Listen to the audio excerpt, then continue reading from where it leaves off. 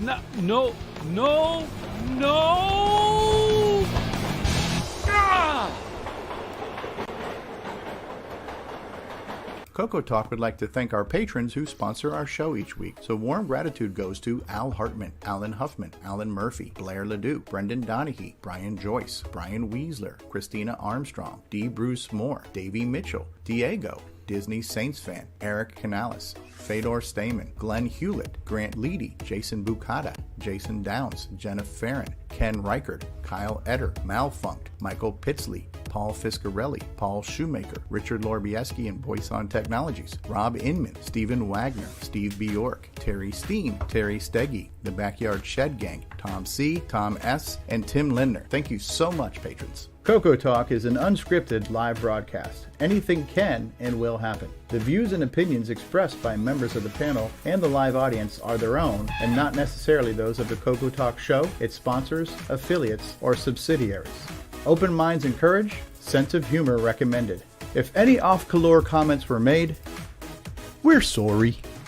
Hi, this is Dale Lear, designer of TRS-80 Color Baseball, and you're listening to CoCo Talk.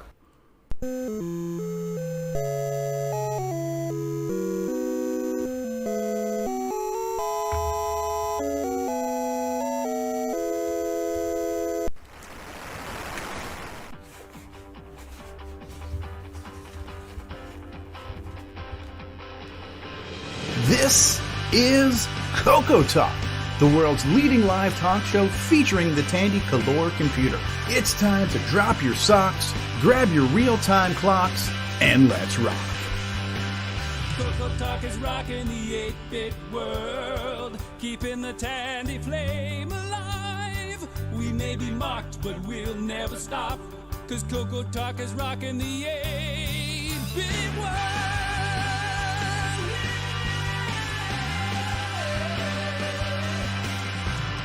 Good afternoon, everybody! I am so excited today because we have the return of FloppyTALK, so grease your weasels and whip out your 5 1/4 because it's on! CoCo Talk is rocking the 8-bit world, keeping the Tandy flame alive.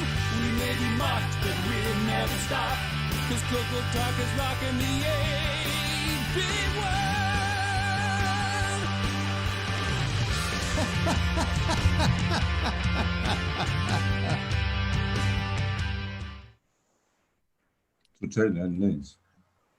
Hi everybody, and welcome to CoCo Closet. Yay! Wait, what's going on up here? What's this? It's empty shelf space. Imposter! It's an imposter! Oh! Yeah, CoCo, yeah. How about this one?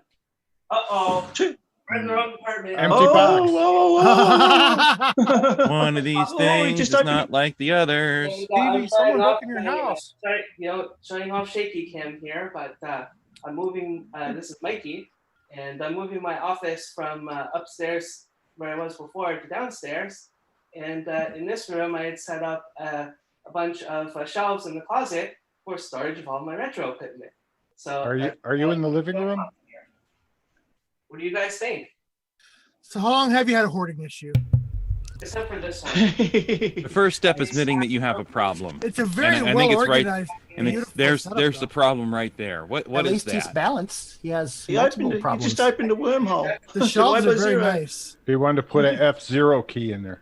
This one is going to be the desk where I do most of my work, and then I'm going to get another desk back here, and like a corner desk. I think that might be the retro desk. I don't know. I haven't made up my mind yet. Mikey, are you still married? Yes. I was here yesterday and still getting it all organized, but He didn't say this is a new apartment, did he? No. No. New bachelor pad? No. His library. Books too, see? Nice. Oh, you have Two of everything. two copies of the complete guide to OS. Oh, one says Radio Shack on it, though. I saw that. Ooh, label variation. Yeah. Very, very organized. Way more Nice organized than floors. any of the rest of us. Yeah. Putting us to shame, I'm a Mikey. fan. So this is I'm a why fan. Stevie went to Home Depot. Is it getting hot in there? You turn the fan off. I turned it off so that it's not making noise. Oh. Anyway. That's very nice. Good job, Mikey. All right. That's cool. You get a 5 on your Awesome. organization 5 out skills. of 5? Okay, awesome.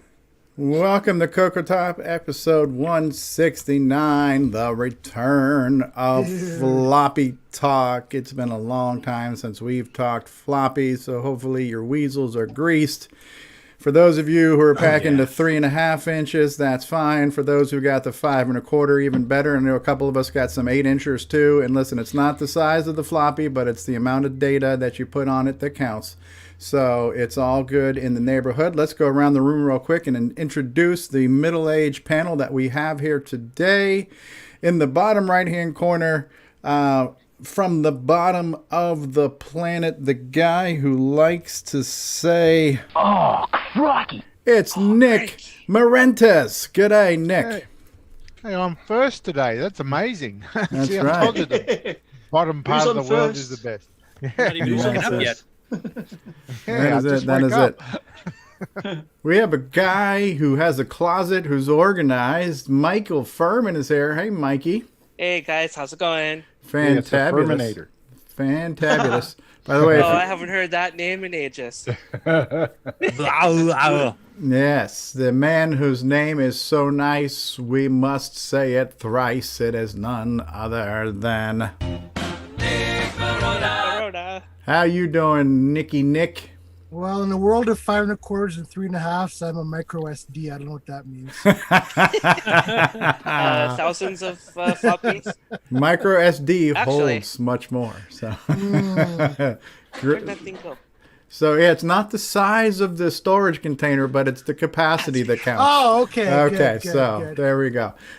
Where it's always sunny in Arizona, Ron Delvo. Hello. Uh-huh. How you doing? We're doing good. We're doing good. Our backup streamer, our fashion expert, Mark Bosley's with us. Hello, Mark. Hello. He's petting his floppy drive. He's petting his floppy drive. Oh, who's a good floppy? Who's a good floppy? It's a good floppy. No IO errors today, please.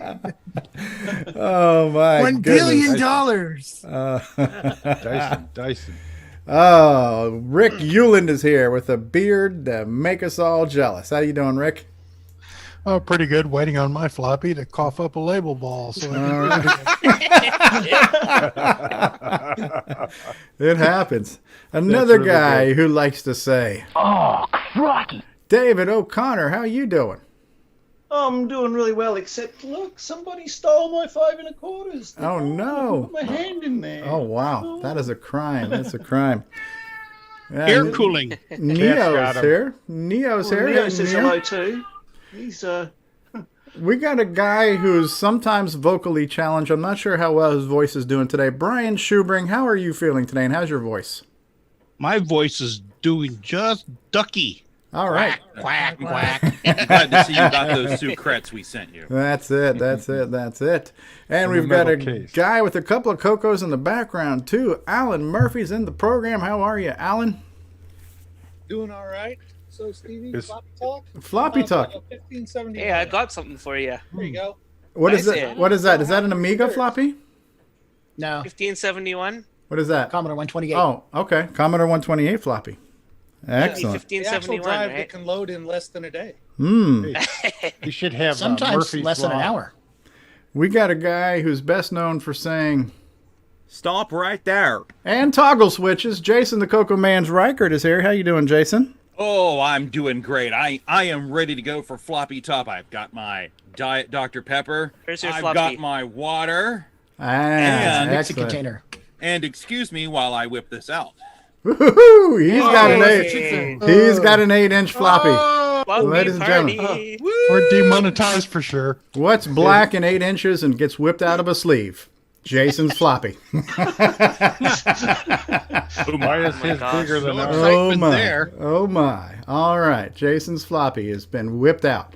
All You right. also knew the Model 2. Yes, and we got another guy who is known for saying things. The last time I spoke to him, he said this to me.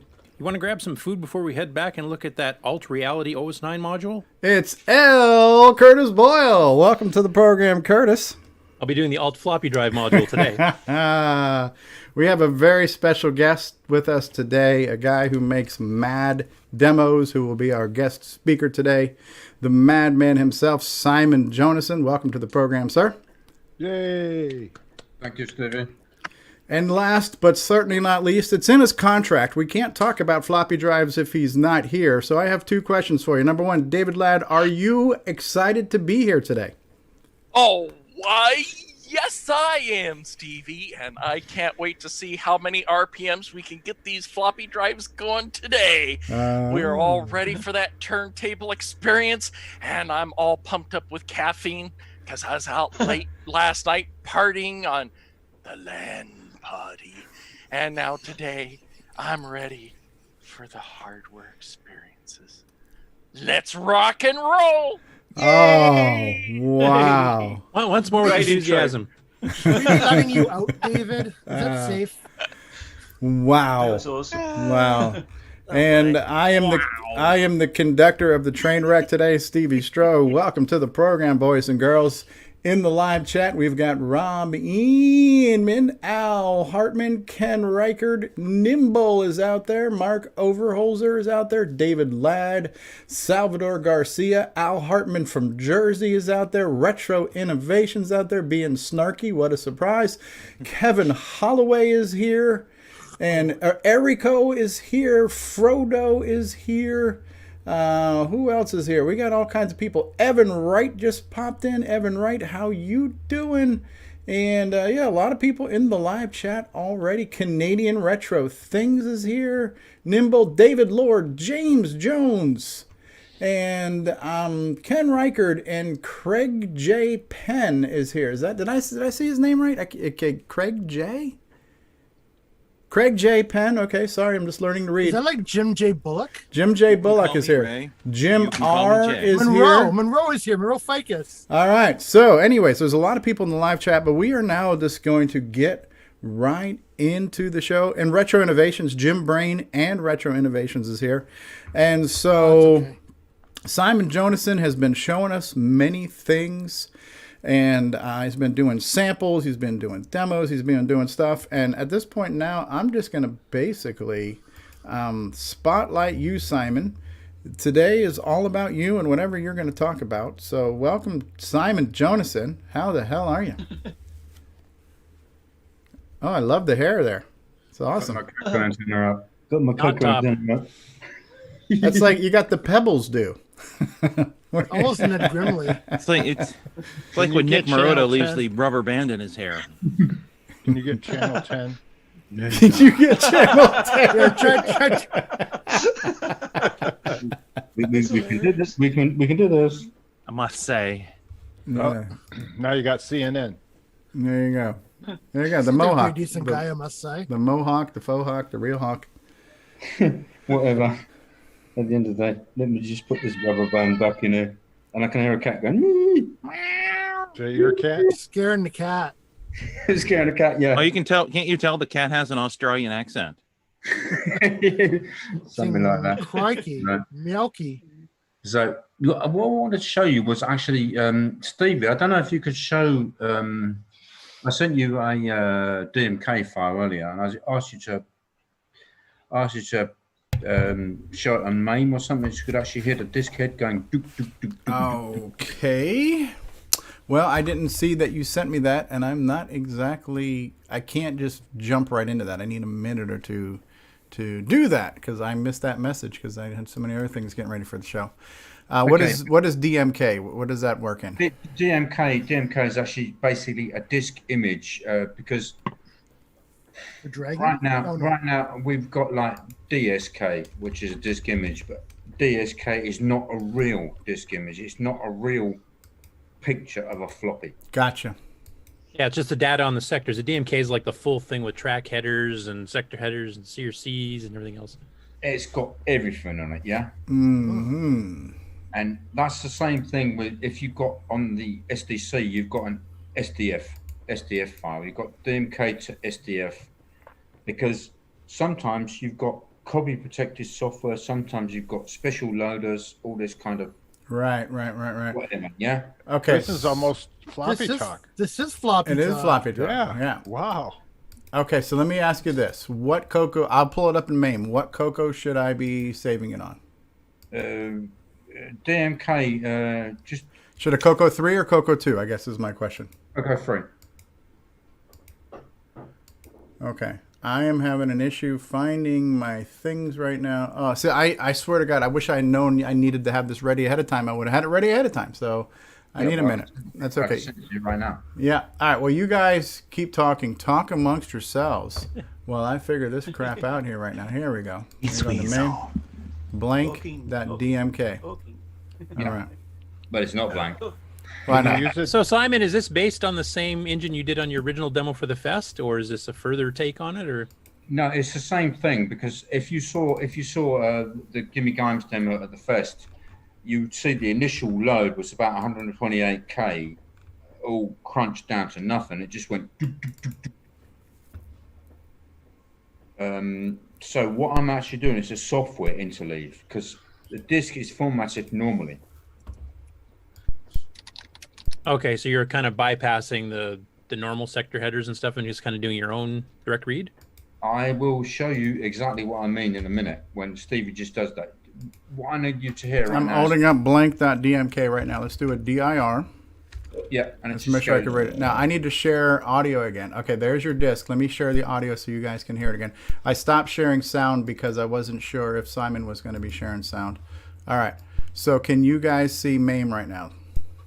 Certainly can. Yep. Okay, so let me type in dir again so you can hear the floppy. Dir. Okay, now it says here in the, look at that cool custom directory with the bomb, huh? Nice. Now it says type DOS. So should I be typing DOS, Simon? Yep. All right, here we go.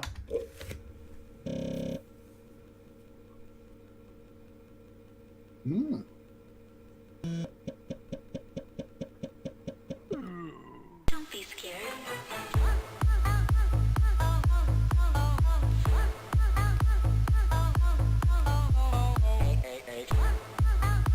Did he tap into the 256 color mode? No. Stevie, cut it off. That is cool. I would does it call have- it electronic pickup.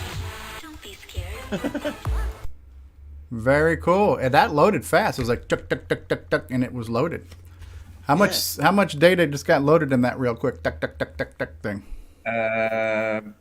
Probably about 58k. Wow. That's pretty quick. That was quick. really Yeah, we could hear the sounds. And so, and let me ask you the question again, because I was overwhelmed trying to download and pull up an emulator and everything else. So explain to me again, DMK.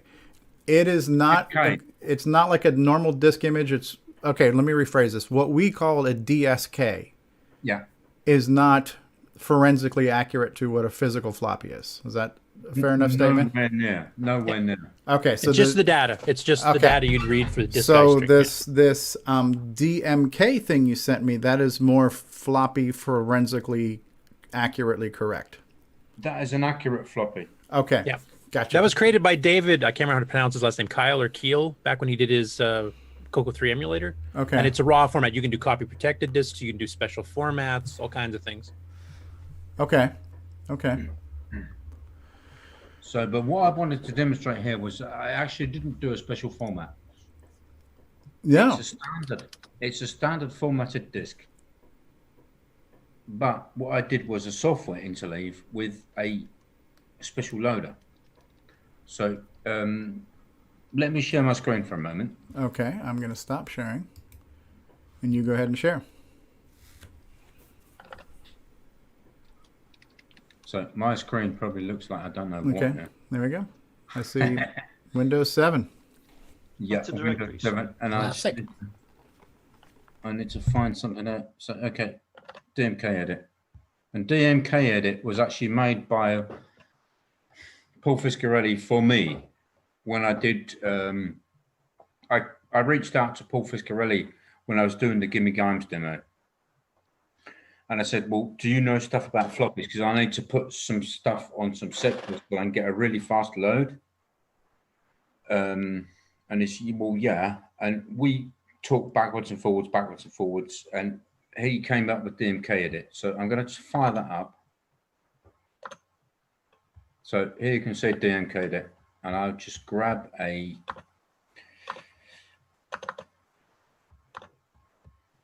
disk, and I would just put that on there. So the disk, as you can do, track view, and I'm going to do time mode. Can you see this? Yep. On the left hand side of the right hand pane, you've got like track 0, 1, 2, 3, 4, 5, 6. Blah. Yeah. On the right hand side, you've got the sectors. And let's just say, okay, check out the interleave of a normal disk.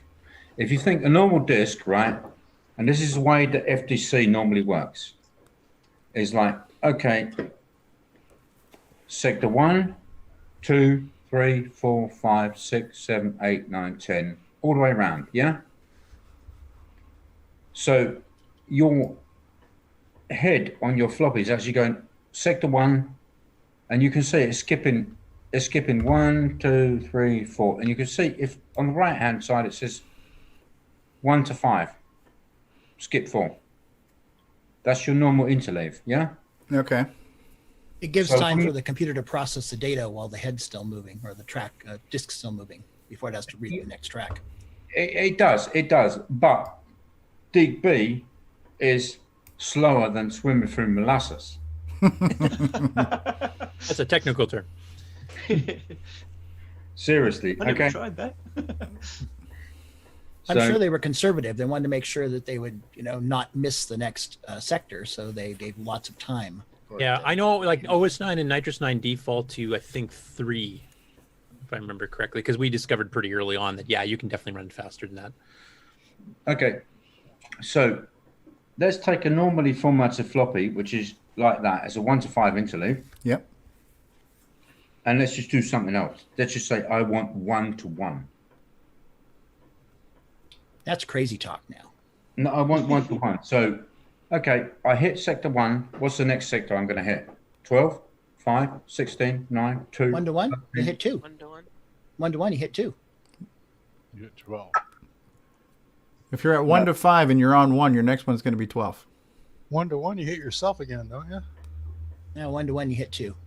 No skip. Yes, in order. 1, 2, 3, 4, 5. Okay, fine. Okay, so what if I said to you I wanted to hit 12 instead? Look at the picture. 1, 12, 5, 16, 9, 2, 13. Yep, 12. 12. 12, yeah. What if I wanted to do that? What if I wanted to do that? I win. Yeah, you want to read them out of order, so you can just catch them as the floppy spins. Yes, exactly. So, okay, here we go. Sector map. Map 1. You guys didn't know there was going to be a quiz later too, right? So get out your number 2 pencils and your bubble sheets. You see? 1 to 5 interleave, that's easy to remember. Okay, 0, 12, 5, my 8 is 16, 9, floppies. 2. Right, there's your sector map, which is interleaved. Is That is the not past tense of interleaved. interleaved? I don't know. Interleft.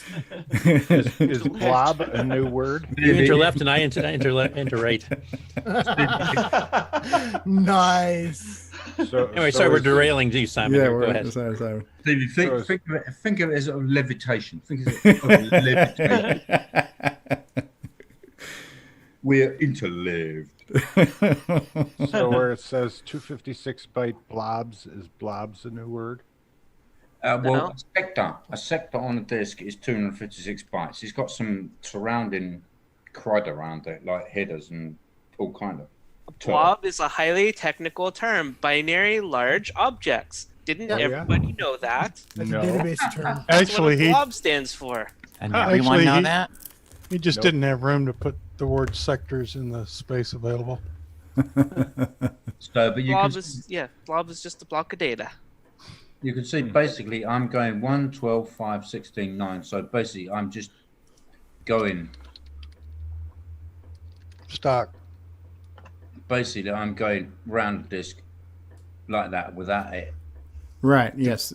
So you're doing it, you're reading the disk sequentially even though the sectors are out of sequence. Yeah, I'm doing it as fast as possible. Okay, so you had to format your data to be on the tracks in that order, right? I had to format my data in that manner, yes. So it always goes clockwise? This always runs clockwise, yes.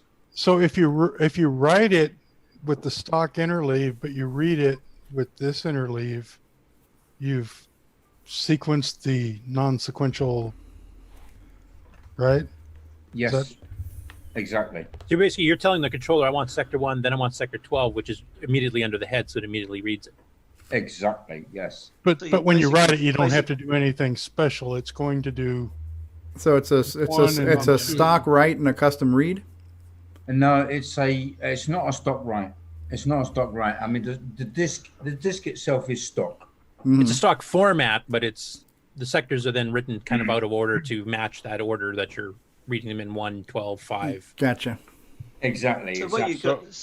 So what you got here is basically like the equivalent of a defragged disk, where you're reading everything sequentially without any jumps with the head.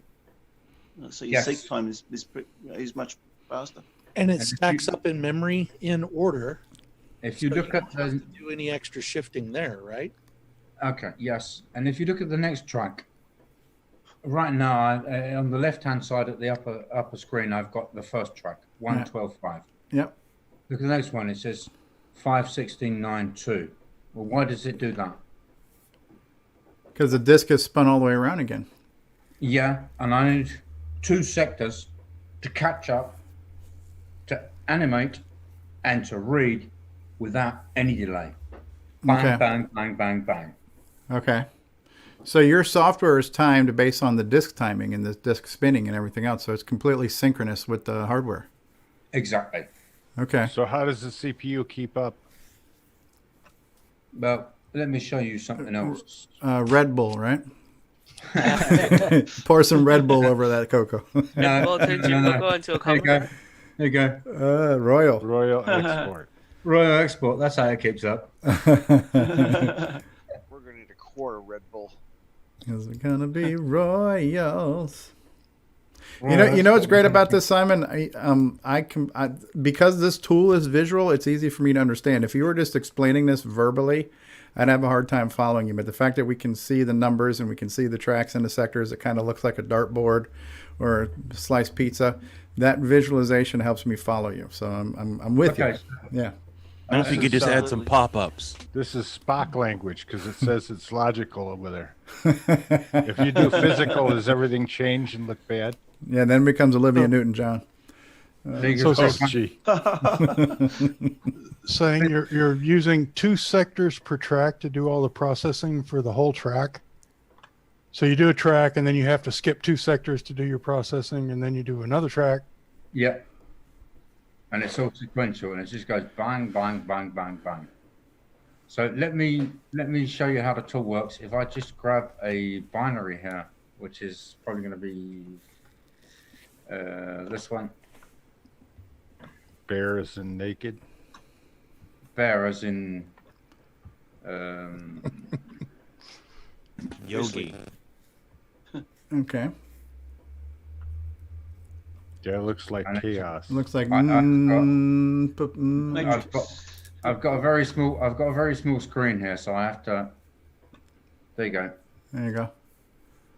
There's my bear thing, which is actually the stuff, and I'm saying, okay, I wanna put that onto track. I can put that on any track I want. Oh, so you're taking a chunk of data and you can specify where on the disk you want it to go. Exactly. Okay, so you have your samples broken into chunks that fit onto disk sectors? Well, my sample is just a normal file. Okay. So all this is, I would imagine all this would significantly cut down on wear and tear on both the disk and the head as well. Exactly. Exactly. So let me just find. So this is fast for loading anything. Would be music or graphics. Right. And just so you guys know too, I did that in MAME, and MAME is notoriously slow on floppy access. So the fact that that was fast in MAME is because MAME is sometimes slower than real CoCo's on the floppy. So. Oh wow. Yeah, that's because the floppy driver in MAME doesn't actually do the interleaving correctly. It's actually a bug, and we so far haven't been able to convince them to fix it. It's because the way that MAME presents the disk image is not interleaved. So when the CoCo tries to read it, it has to actually wait for the disk to go around for the next sector to come by. So it's waiting like a whole whole circumference of the track? Yeah, so your interleave is 18 or whatever, right? Yeah. Horrible. Interleave is like 5 or, The whole Simon track. showed it before. So. Well, anyway. yeah, but the effective interleave is the whole track. So Yeah, right. Yeah, with the main so it driver, has to wait for sector 1, and then it has to wait for it to go around, and then it gets sector 2. So if you interleave it correctly, you can read 1, 2, 3, 4, 5 in order.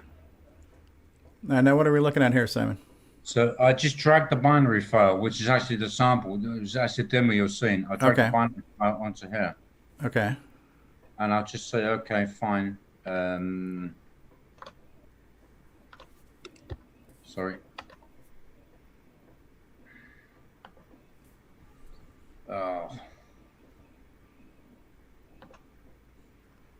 You can stage sectors individually if you want to.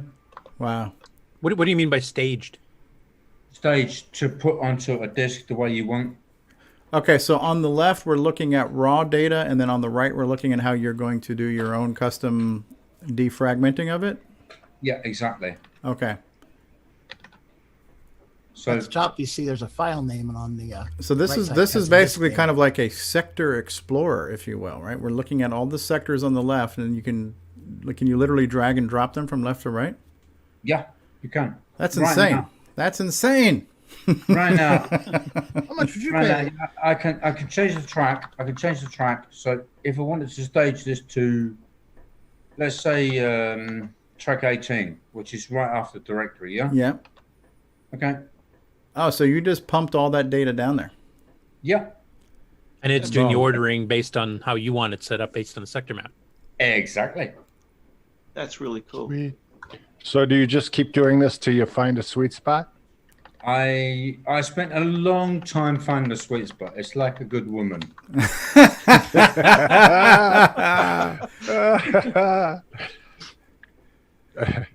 So basically, okay. Some will never find it. We're going to stage this to. You see, it's populating. Yeah, where it said data before, now we're seeing the actual data. Yeah. So that's obviously the wrong file, but you can see exactly what's going on. Yeah, yeah. And then I can say commit. Now it's going to write it to the DMK file. Actually, write to DMK. Yeah. Yeah. And then from this, if you wanted to, with this, then you could use something like the CoCo SDC to take that DMK and mirror it to a physical floppy if you had to? You could... you have to convert it to an SDF first. There's a slight formatting difference between DMK and SDF. They're pretty close, but not exactly the same. But yeah, once you run it through the converter, yeah. So that was DMK edit, and I will actually plug Paul Fiscarelli for that, because he came up with that madness based on my madness. Doubly insane. I said to him, well, look, okay, I want something formula like this because I want it as fast as it is possible. And he says, yeah, well, we can do that. We can do that. And we just bounced it back and forth, back and forth, back and forth. And we came up with this. And I actually used DMK edit for CoCo Fests. So that was DMK edit. That was. I got a question. To even make it faster, is it possible to move the directory number 17 back to the bottom and then use the whole disk in a one after another and not Sequential? have to skip the directory? You wouldn't gain much because you're only just double skipping at the directory track. The directory is located in the middle, so there's only half the disk to seek to it when you have lots of files. That's why they put it in the middle. Oh. I just wanted to stay compatible with a normal directory and DB and stuff like that. Because if you're gonna do a DIR or a DIR, I call it DIR. DIR. You know, I know you Americans are like DIR. Durr. D-I-R. Durr. Durr sounds like dirt. You know that?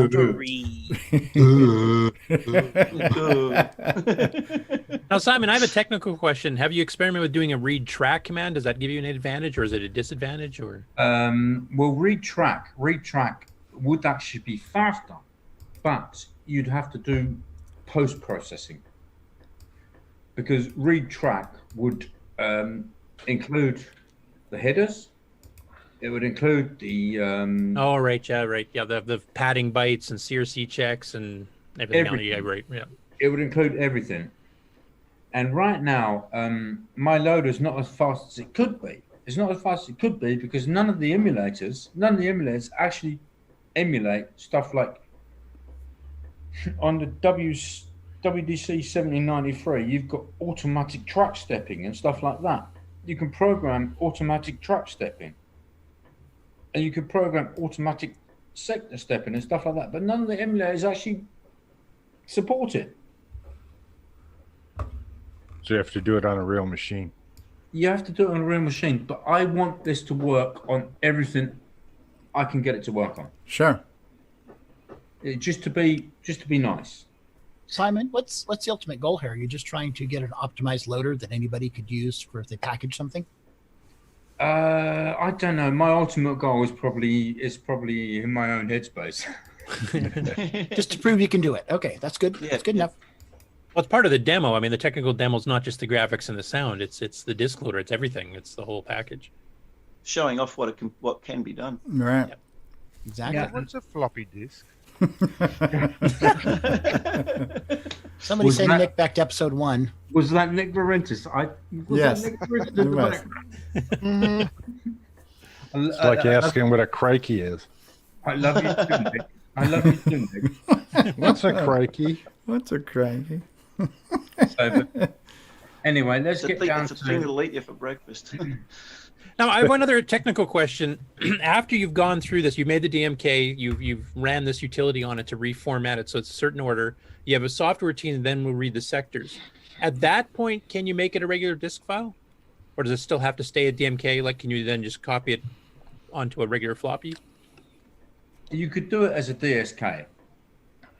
You could do it as DSK, but and a DSK is probably just used on emulators and probably just used on the SDC, and it would still work, but it wouldn't be as fast because a DSK file is obviously formatted a completely different way.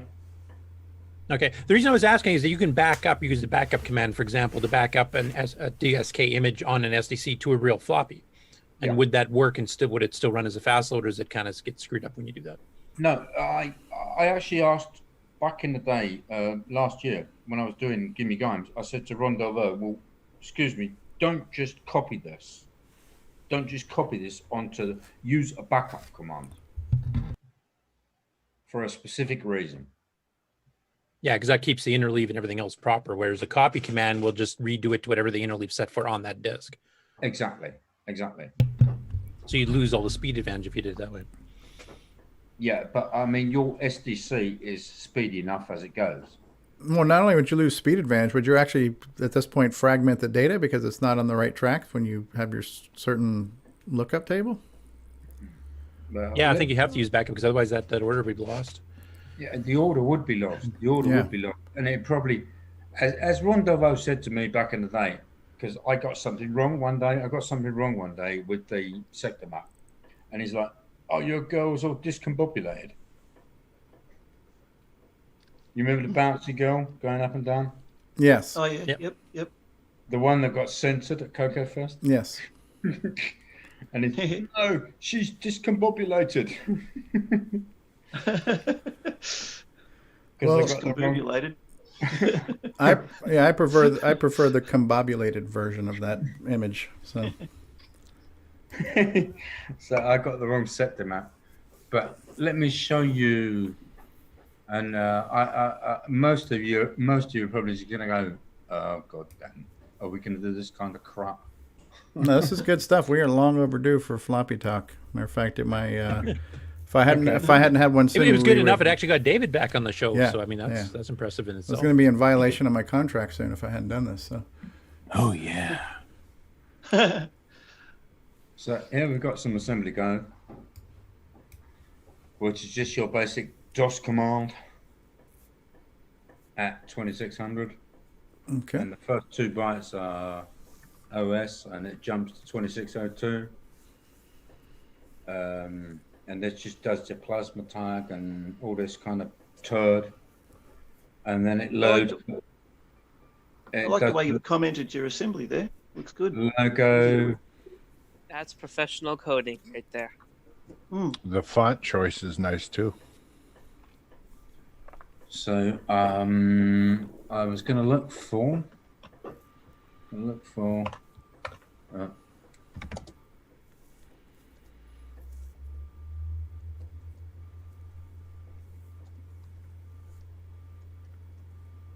Sorry for my ancient DOS. No, I had to do this on my Tandy 1000 the other day. These skills come in handy, man, when you need them the most.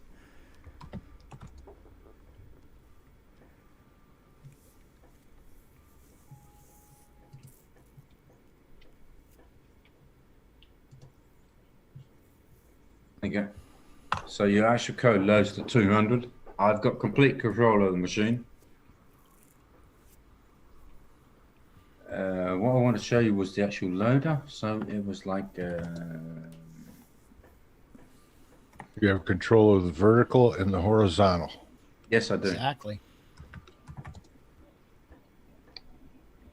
Total control over you. Okay, so you will see that the loader actually goes into your nasty page, the one you can block out on the CoCo 3. Vector page. Yes, it goes directly into the vector page. And this, my dear fellows, was your loader. And that's all there is to it. All right? No, that's easy peasy. And this bit is just take them out. That's cool. So I think Curtis will like that one. I think Curtis will like this one because that is really nasty. Oh, you're installing it directly into the NMI vector? Yes. And it's just an LAO S12, S RTS directly into the. Yeah, eat the return address on the stack and return. Yeah. Wait, Or eat the where whole was I? stack frame, I should say. Yeah. That's about as nasty as it gets. I have to change that to a 14.com/S on a 609 native mode, though. Sorry, being nerdy here. Yeah. Technically. I like what you've done there. Well, Love your work there. This is beautiful. This is fantastic. It's incredible. Bigly good. It's bigly good. I love the semicolons. Incredible semicolons. Yeah, Simon. And I can see Stevie's eyes glazing. No, over. no. Look at that alignment. Simon, I would love to be able to study your code more. As you know, in the past, this is Mikey. As you know, in the past, I've taken a peruse at your code to see what you're up to. I guess you're working on a demo right now. Are you, after your demo is out, are you going to share any of your secrets like you did last time? All this code is free for all when I'm done with it. Yeah, right. After you release your demo, that would be awesome. It's real, really cool that you're willing to share your code so that we can learn things, learn cool Absolutely. stuff, cool, nerdy, geeky, floppy stuff. Floppy stuff. Now, Simon, we have a technical question from Sixy in the chat. He's asking about automatic track stepping. He says he can't find anything in the datasheet, even multi-sector type 2 commands implemented as you're using them don't say anything about advancing the track. So how did you find out about that? I actually read multiple. I read multiple data sheets, and I found some stuff on an I think it was an Oric machine. An Oric machine that actually used the WDC 7092, 7093. And I found out about the automatic step and stuff like that. And I tried it on a real floppy and it works, but the emulator just does not do it.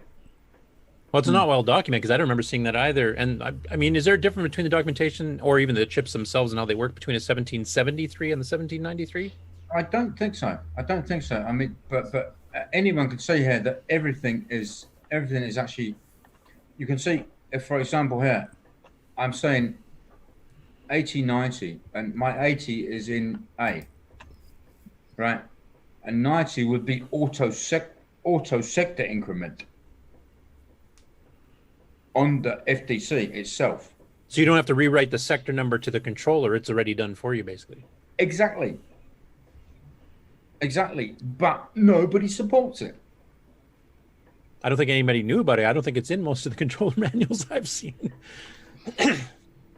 Nobody knows about it. And you know, this is like that 256 color mode, I think, you know, except you've actually found it. I spent so much time actually working out how to load something faster than shit off a shovel. There's another one of them technical terms for the audience. Well, that's actually the name of this episode this week is Welcome to CoCoTALK, shit on a shovel.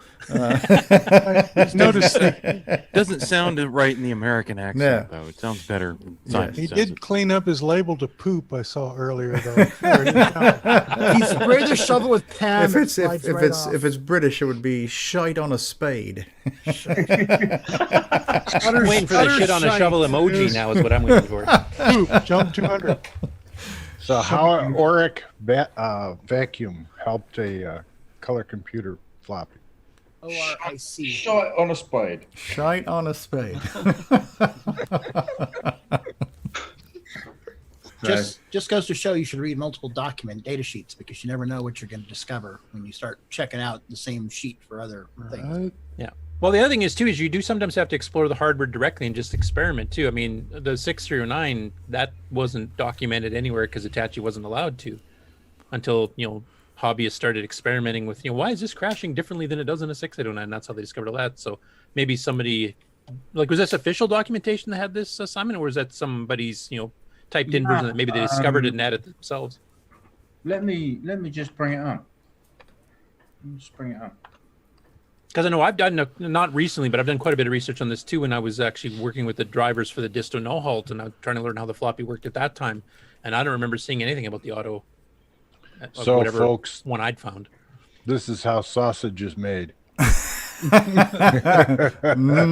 Sausage. Oh, boy. Look at that. I like sausage. Yeah. Have we gone below SteveCon 5? I'm fine. Okay, good. He's napping ready. It's no problem this time. Hey, Steve, did you install those handholds on your chair? No, I'm actually just. I was going to go get my spade so I can. You see, we have the actual. So this is an actual data sheet. Data sheet for the FTC 93, 1793. Yeah. Right timing, interleave timing, all that good stuff. Well, you go into a lot of detail, don't they? Encoding. Everything is there. Yeah, So, what your gaps are, how big they should be, all kinds of stuff. Yeah. and CoCo didn't do that right. And one of Paul Fiscarelli's tools lets you look at the information visually like that too. He's got a grease weasel visualizer. And that would be Italian sausage. Italian sausages. Yeah. Actually, the editor that Simon was showing earlier was showing that stuff on the right pane sometimes, depending on which view he was in. Too. Okay. Yeah. So okay, here we go. This is a different document I found on the OREC. Track register, sector register, command register. So this is writing to the controller instead of writing to the registers of the CPU. You're writing to the controller. Yeah, that's at FF489AB, I think, or something.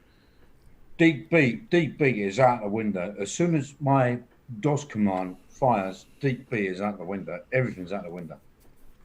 It's total hardware. Oh yeah, there you are. Track update flag. Yeah, I'm sure that's not documented in the original Western Digital ones that I remember. Oh, There you go. I did see it. I was just looking. It's there, but I don't think they may not really talk about it elsewhere in the document. It's just like, oh, the flag is here, because they showed the same table in the datasheet. Now, is that 1793 or 1773? Because I know the original CoCos uses 1793 and later ones use 1773. I don't know if there's a difference there or not. This is 93 here. Okay, Yeah, so that's the original. But if you look at it, it says FD 7 7 Yeah, 7 and 1780. Yeah. So 1770 and 1780 series, yeah. Yeah, so it's in there. It's in there, and you just gotta dig deep. You just gotta dig deep if you want to move forward. You gotta dig deep. I guess I dug shallowly when I last did this because I missed that completely. There's a reason Gimme Gime took me over a year to perfect, and it's still not finished. I apparently had too much shite on my spade there, and I wasn't able to dig deep enough. So I apologize. Sounds like a load of crap to me. You know better, Curtis. Now you know better. That's cool. I might have to revisit the driver in Amos 9 again then, too. Yeah, so that would be handy. Retro Innovations is chiming in at this point. He's saying the FD 1791 through 1797 series added internal support for double density MFM modulations compatible with IBM System 34 disk format. The 1771 was succeeded by many derivatives that were mostly software compatible. And then we added an internal digital data separator and write pre-compensator. Ooh, a pre-compensator. Oh, yeah. Yep, I remember that from the 1793 because you had to build it in the driver. Okay, I'm on the wrong screen right now. I'm on there. There we go. There we go. All right. Sorry, I stopped sharing. Yep. Very good. Cool. So, and I just want to make sure I followed this, Simon. So obviously we saw the demo. And so just from somebody looking at this from the outside looking in, you typed in DOS, you very quickly saw the disc go chuck, chuck, chuck, chuck, and then boom, bim, bim, bum, bum, bum, bum, bum, bum, bum, bum, bum, bum, and it starts playing a sample. So you got the music loaded very quickly. So on the front end, 58K was loaded in chuck, chuck, chuck, and then bum, bum, bum, bum. So boom, it was up there. Now what we were just looking at was kind of under the microscope. We're looking at the anatomy of the disc and the data and how the data is sprayed around the disk and the different interleaving and how the different sector rotations are happening, all this kind of stuff. So your software is timed and synced with the physical disk rotations, and your data is meticulously carved around that disk in a way where it's loading, and that's just like wicked mad next level shite on a spade right there, man. I like onions and peppers with my sausage. Is that the name of the episode? Yes. Would you like some chipotle with that? Yeah. So now that's really cool, man. That's really cool. And I was able to follow it because as long as there's something slightly visual to come with it, I can follow it. You know. And it's funny. If you think about how the normal disc is going 1, 2, 3, 4, 5, 6, 7, and how many rotations it'll actually take when there's like 4 sectors between everyone it's reading.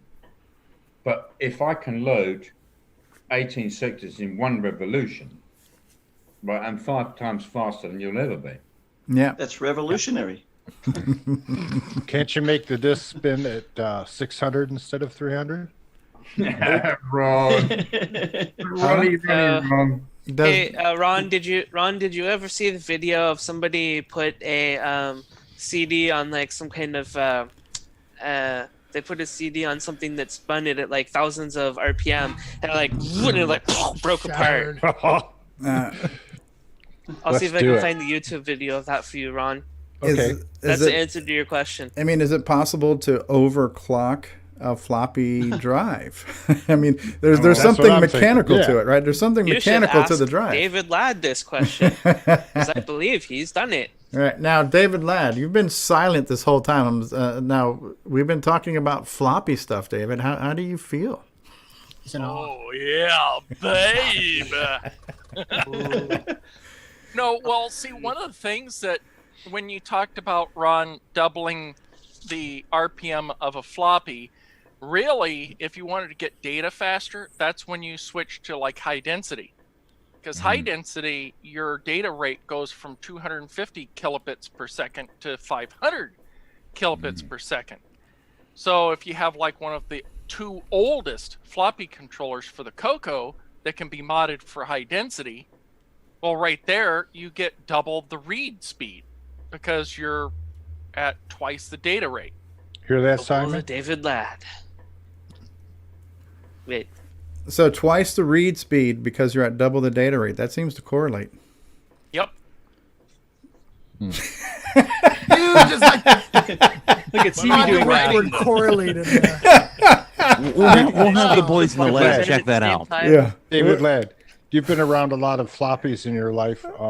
I know with computers, I've had my Model 4 smoke. You know, have you ever had floppies give off a little smoke?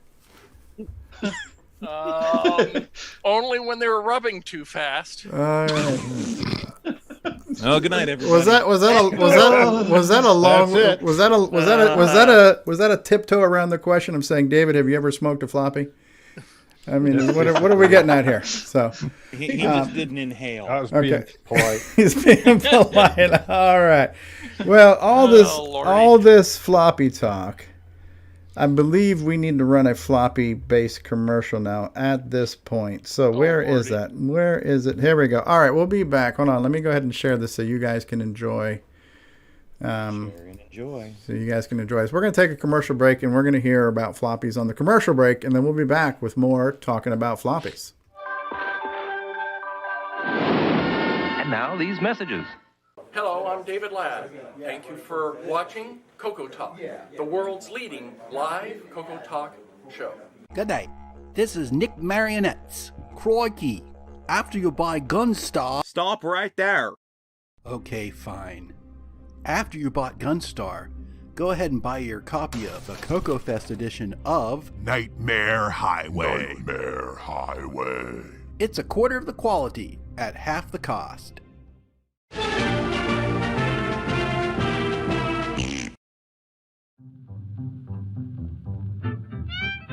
ESP 8266-01 RS232 TTL Wi-Fi network, 4-pin DIN, Bitbanger, DB9, PC IP, DriveWire.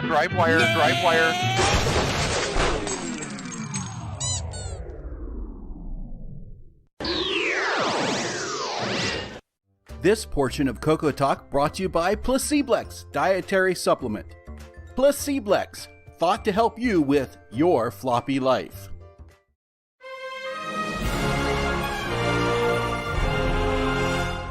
In a world where hard drives rule and floppies are superfluous, one man,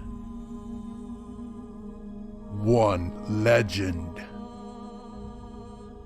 one old fart dared to learn the floppy and took the brunt of jokes. Then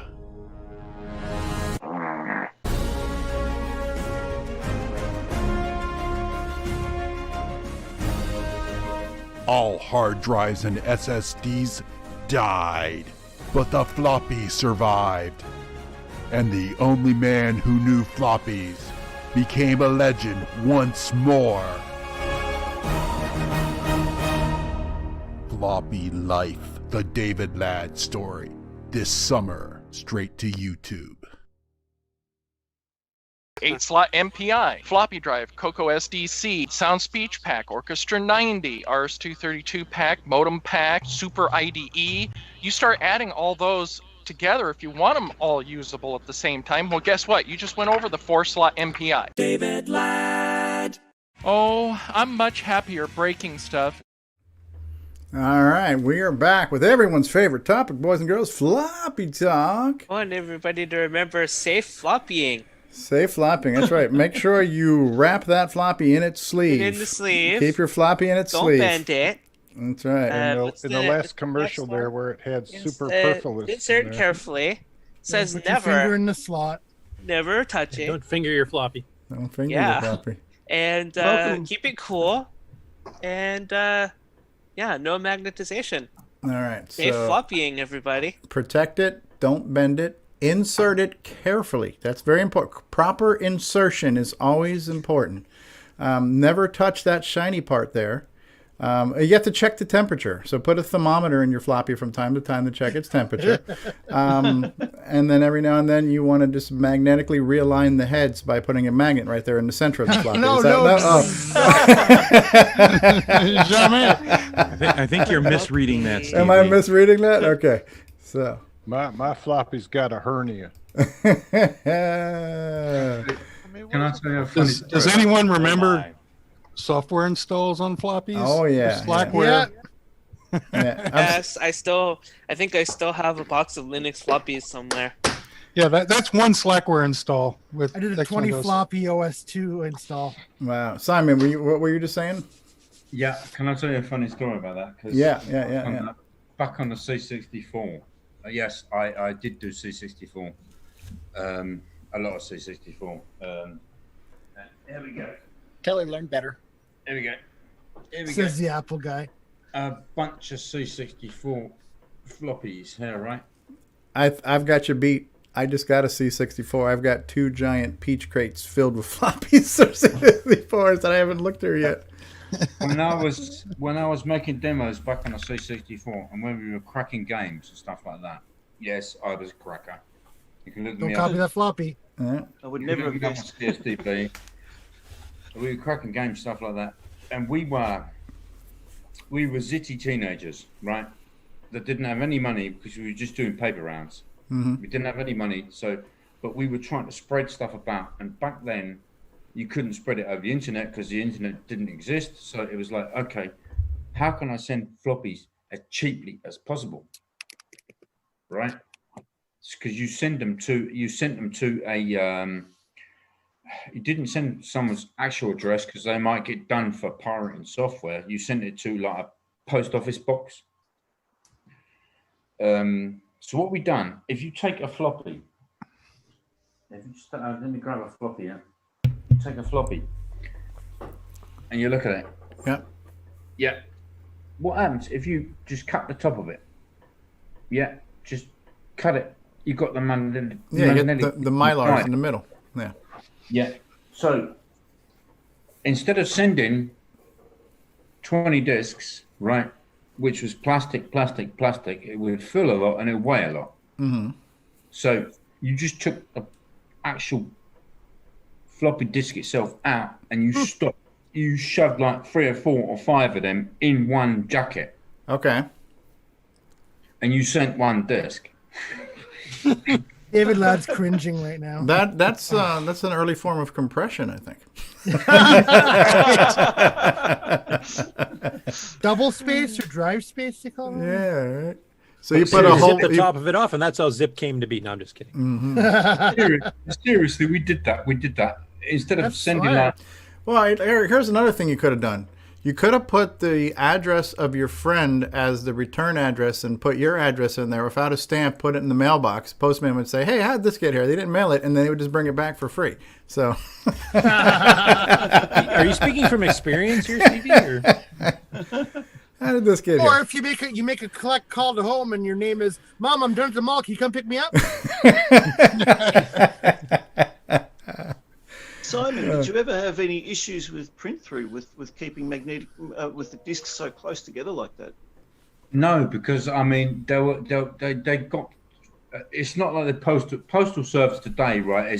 It takes over a fucking week for a letter to get from one place to another. Across the street.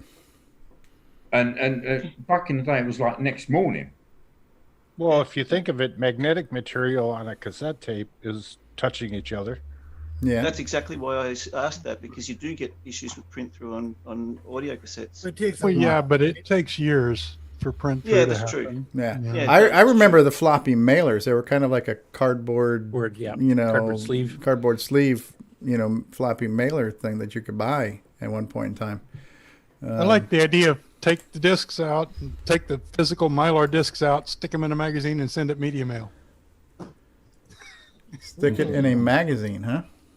Well, I have to say, just between pages of the magazine. Right, it's like 30 pounds for $1 or something. It's crazy what you can ship media for. Maybe I'm just insane, but back in when I was doing that in the early 80s, we just used BBSs. Yeah, but he wants to send a whole floppy. But yeah, BBS and you didn't. Oh, it's slow, but I mean, you didn't have to worry about getting floppies. Intercepted by police or something, because we did have some people, some of the crackers around my city did get caught. I knew some of them. Oh wow.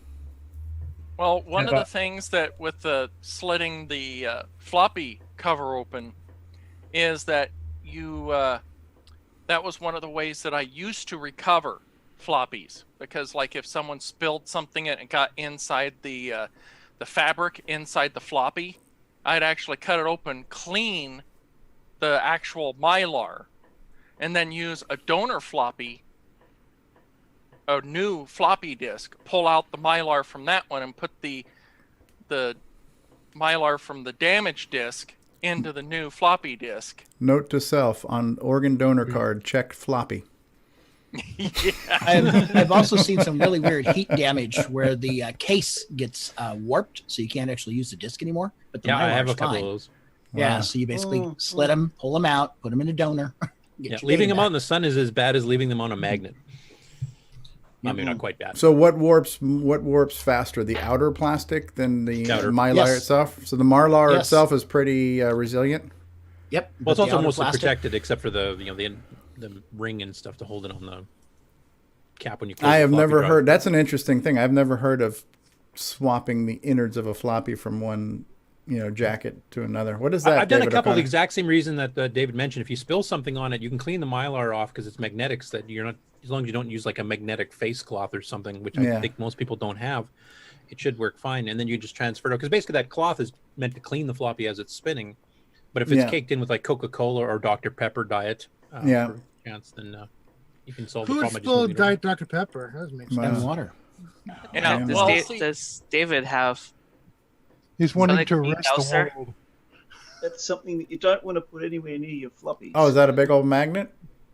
It's a tape head demagnetizer. Tape head Degausser, demagnetizer. Oh, degausser. Yep.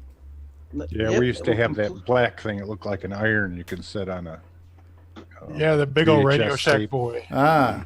Yeah. Kevin Holloway says a friend of mine removed the mylar disc and used the jacket for storing CDs instead of buying cases. That's interesting. And nobody would steal your music collection if they were in floppies. No, they just put it in the trash. Yeah. Interesting. If that's hard, it wouldn't be a floppy anymore, would it? And that's funny. So what people don't realize, in the 8-inch floppies and the 5 1/4-inch floppies, you can physically see the floppy ability of the media.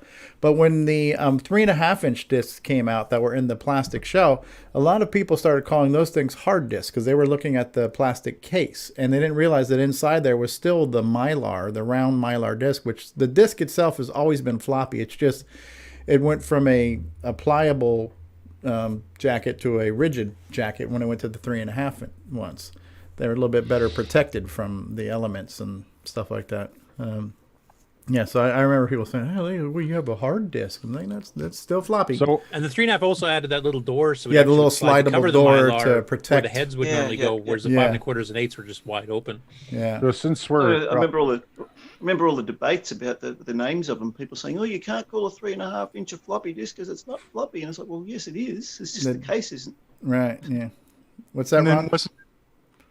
Ron Delvaux, you've been trying to chime in. Since we're getting into the minute stuff, what is mylar? Is it a form of plastic? It's different plastic than the plastic of the outside, right? Mylar. What is mylar? It's not a plastic, or is it a plastic? What is it exactly? I mean, there's mylar on the outside of the lunar module that kept it, in the spacesuits they had mylar. What is mylar? Anybody? Anyone? David, you should know this. You should have that answer queued up and ready to go. Is it a plastic? It is plastic. There's no chemists here. We can't tell you what mylar is, but it's like Delrin and all these other things they made up. It's definitely a plastic because it's used for comic collecting. If you want decent jackets for your comics, it's mylar. So the original Polyethylene definition tetraphthalate. It's a PET plastic. Yes. It's a well-known fact that. But it has magnetic powder in it. It has a well, binder it that has has a magnetic bond powder on it. on it. Yes. Yeah, it's It has- adhered to the outside. Not in it. It's stuck on it with a binder, just like tapes. So And now there's also been some videos I've seen on YouTube, which where people show trying to clean the mylar parts of the floppy disks, and they're using isopropyl alcohol. Never use isopropyl alcohol on a floppy disk, Dang clean. Well, You clean yeah, everything off it. all of the magnetic material will be removed off of the mylar because the alcohol destabilizes the bonding agent. So is that better than using a one of those magnetic block things? You heard it here first. permanently alcohol demagnetize it. destabilizes bonding agents, folks. Stay away from alcohol. It's bad, right? So, Read Al Hartman's comment. what's that? Al Hartman says, I worked in the New York City Board of Education. Teachers used to stick floppies to the side of their filing cabinets using magnets. Oh.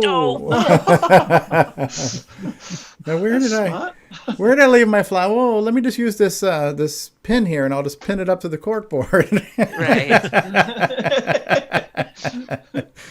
That could be better. Yes. Oh, Al, that's great. Use naphtha. I'm sure. So what is the recommended floppy mylar cleaning product?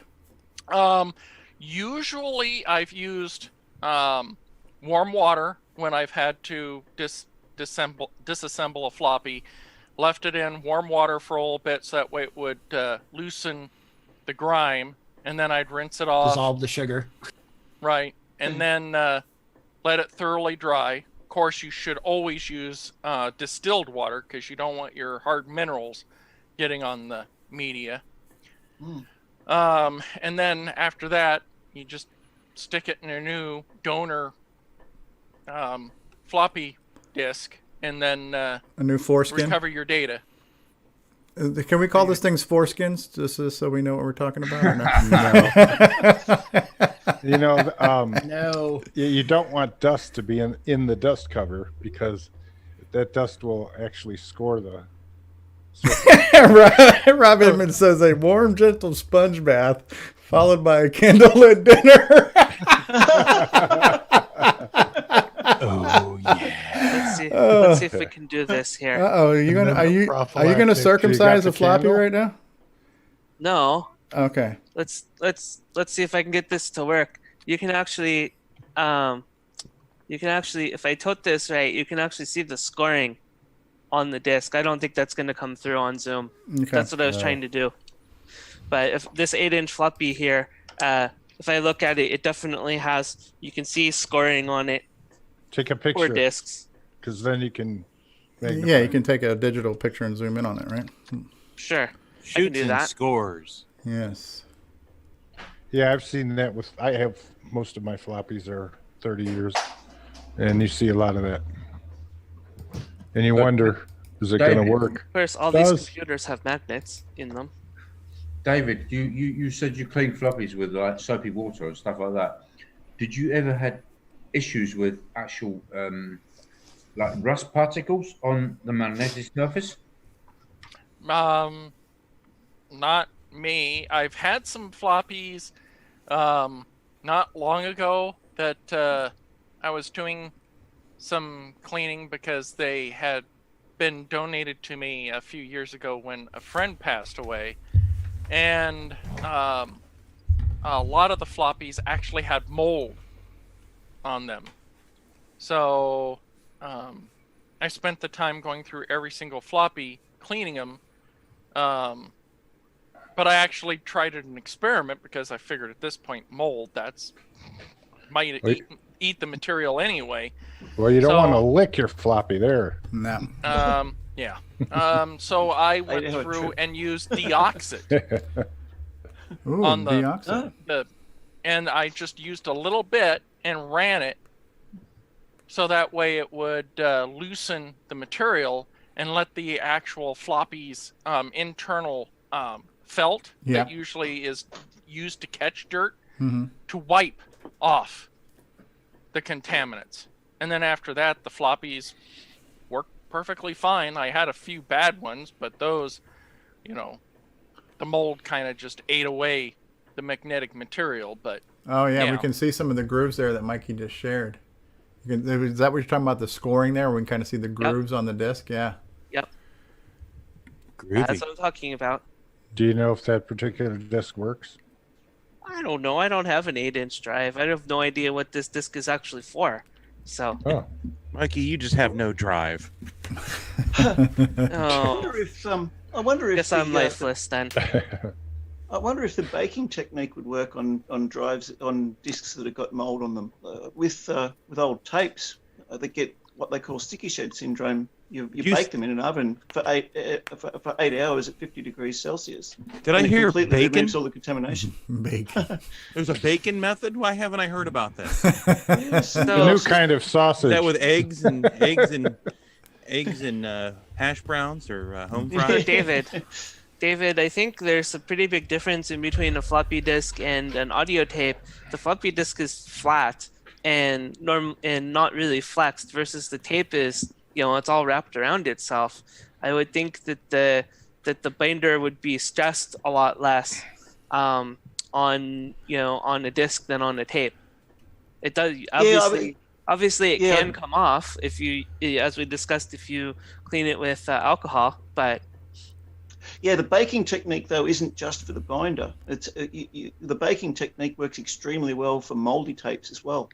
It'll remove the mold almost completely. Does the mold just turn into bread at that point once you bake it? You just have a little. From proper supply of penicillin at that point. Yeah. Simon, was there more? And I'm not. Was there more you were going to talk about floppies, or was that we're pretty good with what you had to show so far? I think I demonstrated the point. Yeah. No, that's cool. That's cool. But we could get a little bit faster. But I'm good where we are. Yeah, well, when you have a new speed boost, you can come on back and show it to us again. And if I know ahead of time, I can maybe even be set up to do it on real hardware. I didn't see your message in time to be queued up for that. That's fine. I'm not. I mean, I don't have much time right now due to family reasons. That's what it is. Yeah. I won't go into it. But. Okay, I just wanted to kind of show you because I think, people were kind of wild by, well, how did you get so many colors? Right? How did you play samples like that?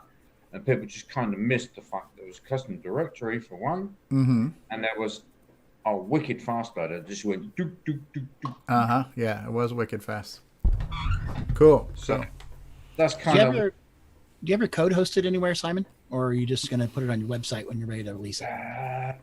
I don't have it hosted anywhere. I should probably set up a GitHub at some point. Yes, please do.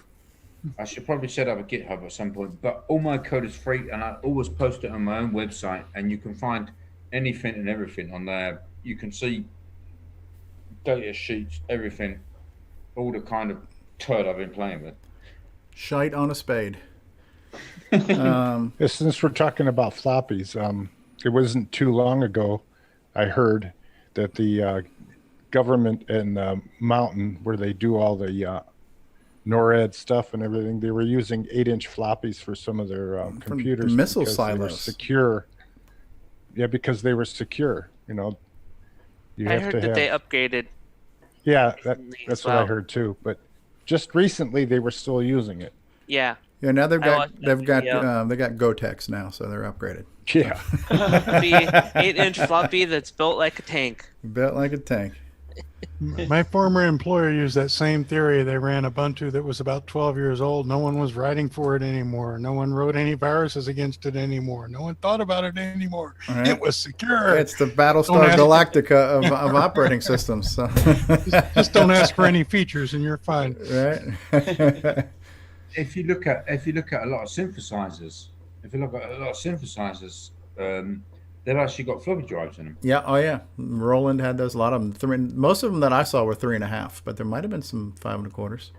No, they're mostly 3.5, but a lot of synthesizers have floppy disks in them. Mm-hmm. I've got a heap of them here. I've got a room full of them. Yeah. And so that's where these GoTex and these floppy emulators really came out not only for retro stuff but for other things too. Like I've known people who'd had like embroidery machines and stuff too, that where they had to load the different patterns and stitch work into the embroidery machines or fancy sewing machines over floppies. And, floppy drives will eventually wear out. It's a mechanical part, right? So and so these GoTechs are great ways to emulate floppies by letting you put the images on there, but nothing beats the real deal. Back in the day, what was fun is to be able to use the other side of the floppy and put a notch in there. The flippy. Punch a hole. And then the other thing was when they come out with colored ones. Yes, the different. That was like awesome. Different colored sleeves. Yeah. Not just black. Yeah. So there was red, blue, yes, green. Yeah. And so you could buy a 10-pack of different colors. You get like a pack of rainbow floppy disks. Yeah. I just ordered a bag of new stock off of eBay. I got 50 floppies. I believe they're like light blue, sky blue. A bag of 50 floppies, and I got it for like $30. So I got new stock 5 1/4 floppies coming to me. Well, even in the CoCo commercial market, and Simon's holding up some right now. Yeah. But the CoCo commercial market actually had a few of the vendors that actually specifically chose certain colors for certain games that they would sell. Okay. Yeah, and then Nick Marenti's, when he was selling stuff like Gate Crasher and Pac-Man back in the day, those were uncolored floppies. Yeah, look at that. What do you got there, Mikey? Yeah, different colors. Oh, so Mark Overholzer, last year you gave me a box of new old stock floppies. They were Max L's. I have them right here. I think they were red. I had to use they were Black Label. Hold on, let me see. Okay. You know what really sucked is having labels, and then instead of just replacing the label, we always used a marker and scratched it off, and then put another name on it, and then scratch that off, and then put another name. Then you have to turn it sideways because I've already put them back, but yeah, I could. The irony of it was I needed to back up my Tandy's hard card because I bought an XT IDE controller. I couldn't find the floppies that came with the Tandy 1000, so I had to literally break the seal on the box that you gave me. It was still shrink wrapped. I got it. Give it to you for your Apple. But yeah, we'll redo it. But I needed to back up everything on. It's talking about FloppyTALK. I went through 10 floppies, hand DOS copying stuff one floppy at a time because I had to back up the DOS directory, the Norton Commander directory. I mean, I literally went through all 10 of those floppies. But you're going to need more. Yeah, but then after I was done, I found the box of floppies that came with the Tandy 1000 that had the DOS installed discs and the boot discs and all that kind of stuff. So I'm like, son of a biscuit. So yeah, but yeah, I actually ordered some floppies because I'm going to be producing stuff on floppy in the near future too. So brand new colored floppies, neat. Do they still sell the 720? Yeah, I think 3.5. I think new stock of 3.5 is much more easier to get than 5 1/4 now. But 5 1/4 you can still get. Yeah, the 720s are harder to find because I've been looking for some. Oh, really? Okay. I have some right here. Mikey's got a seal. Dyson branded. Dyson. Thanks to the Weird Stuff Warehouse that's no more. That's where most of these came from. I always trolled there to find all these boxes of floppies. So speaking of 720K floppies, here is what's left of Connect on 720K floppies. This is a stream backup that I loaded into Nitrous Beta 5 recently as H1. So I have most of my stuff back after the hard drive crash. But yeah, floppies for the win. These are all 720Ks, and I'm not ever going to rewrite them because, hey, I might need to reload them again. Yeah. They're only 20 years old. They got some life left. Absolutely. Set them on top of that big speaker you got back there. Yeah, Simon's trying to say something. What were you going to say, Simon? You can take 144s. You can take 144s like this. You've got like 2 holes, but you just cover one hole up. You cover one of those holes up, and you've got a 720. I don't think well, that's the theory recommended. was they're too hard magnetically, so they don't write well. That's the experience we had because we tried that at work and it was not 100% reliable. It's like we could not use them for backup discs or anything else because some would work, some wouldn't. Some would work for a bit and then quit. And it's your Orsteds or something like that, right? Personally, I've not had an issue with it.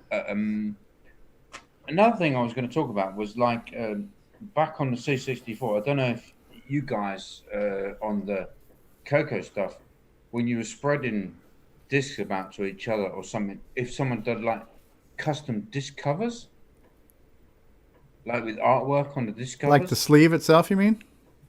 Yeah. Well, look, it's a custom disc cover. Oh, neat.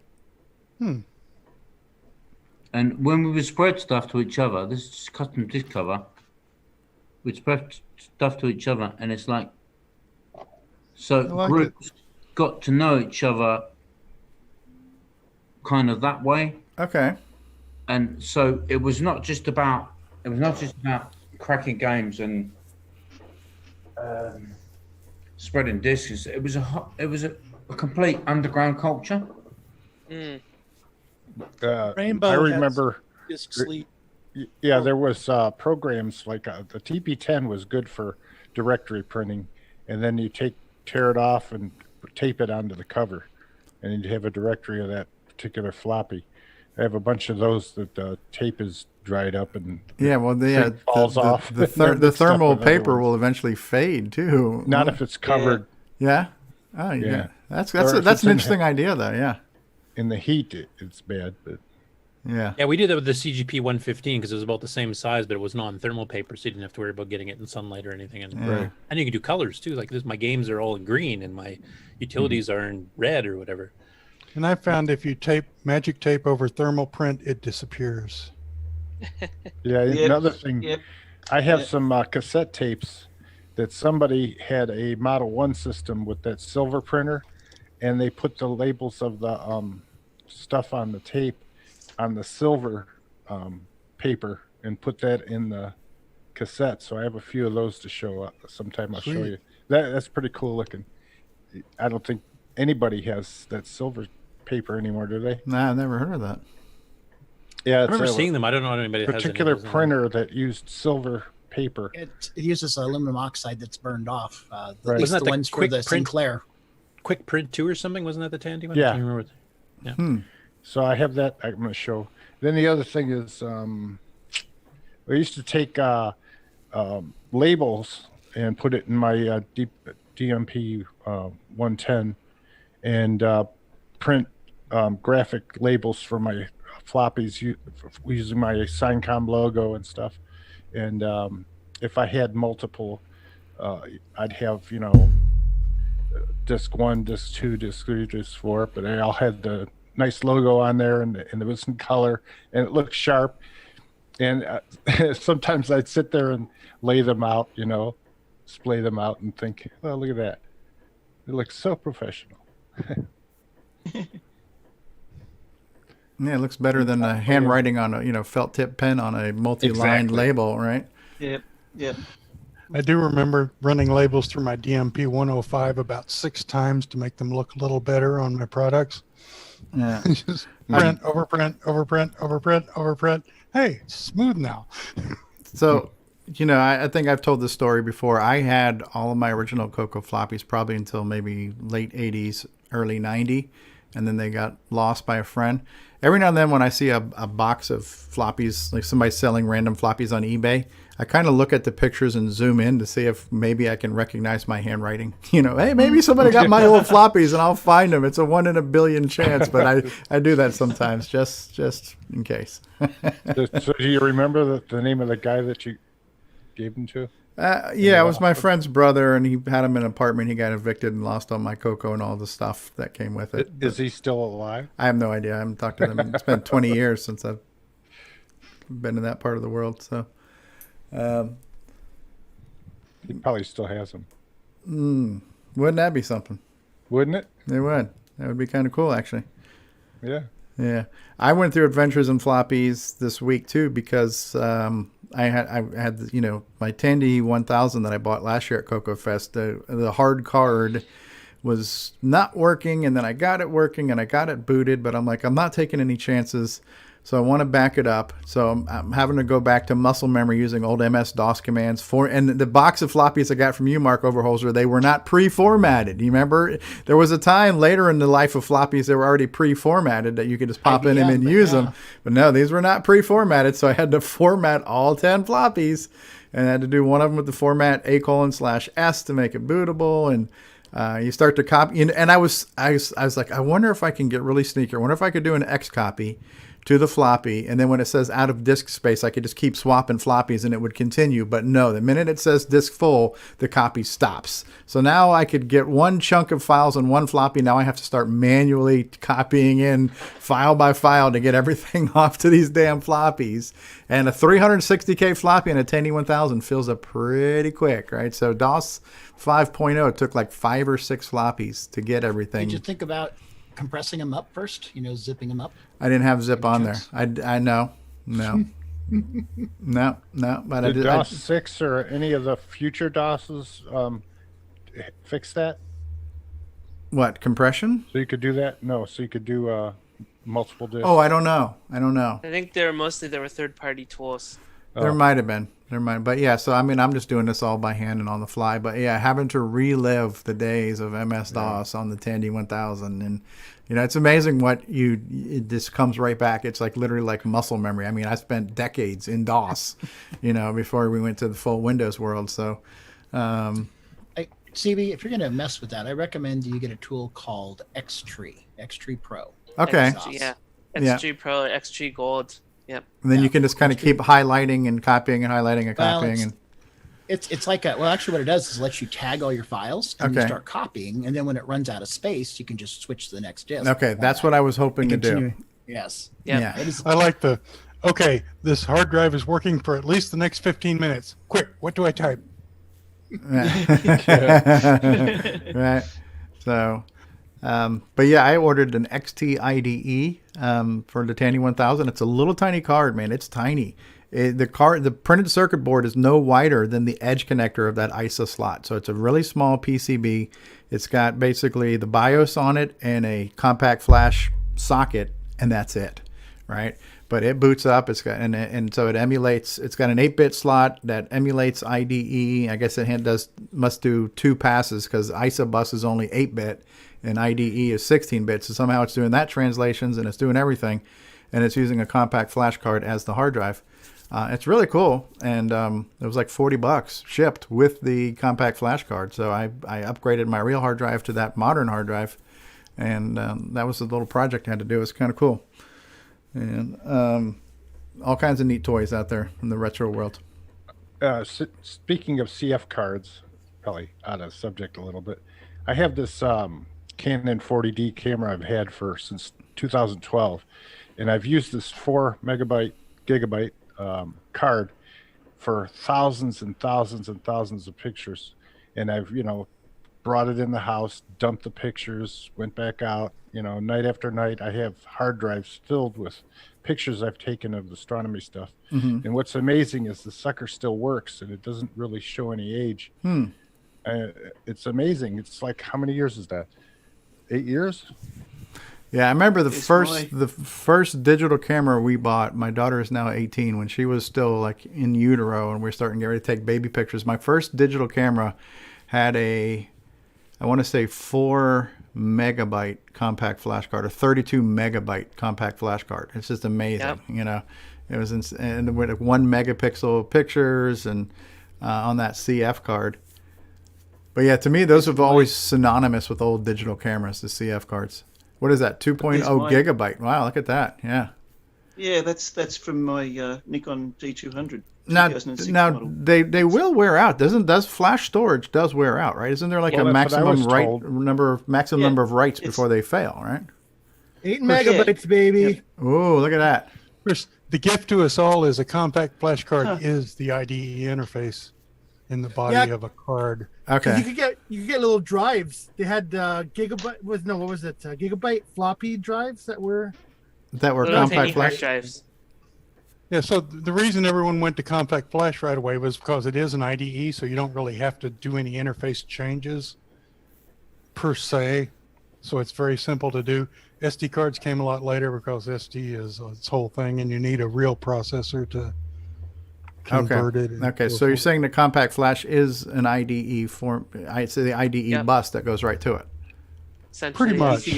You can format a compact flash and connect it directly to a IDE bus and use it as a boot drive on a computer. Yeah, that's what Mark Marlette did with the Super IDE.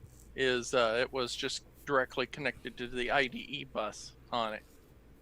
There's a lot of routers back in the day I used to. Oh yeah, Cisco routers. That was their hard drive. Yep, Cisco routers used them all the time. Compact Oh, flash. I probably have one of those in Yeah, hidden away in yeah. the box Matter of somewhere. fact, when I was at the ham show with Jason and Sarah, I bought a few compact flash cards for like $5 each, so I knew I'd need them one day.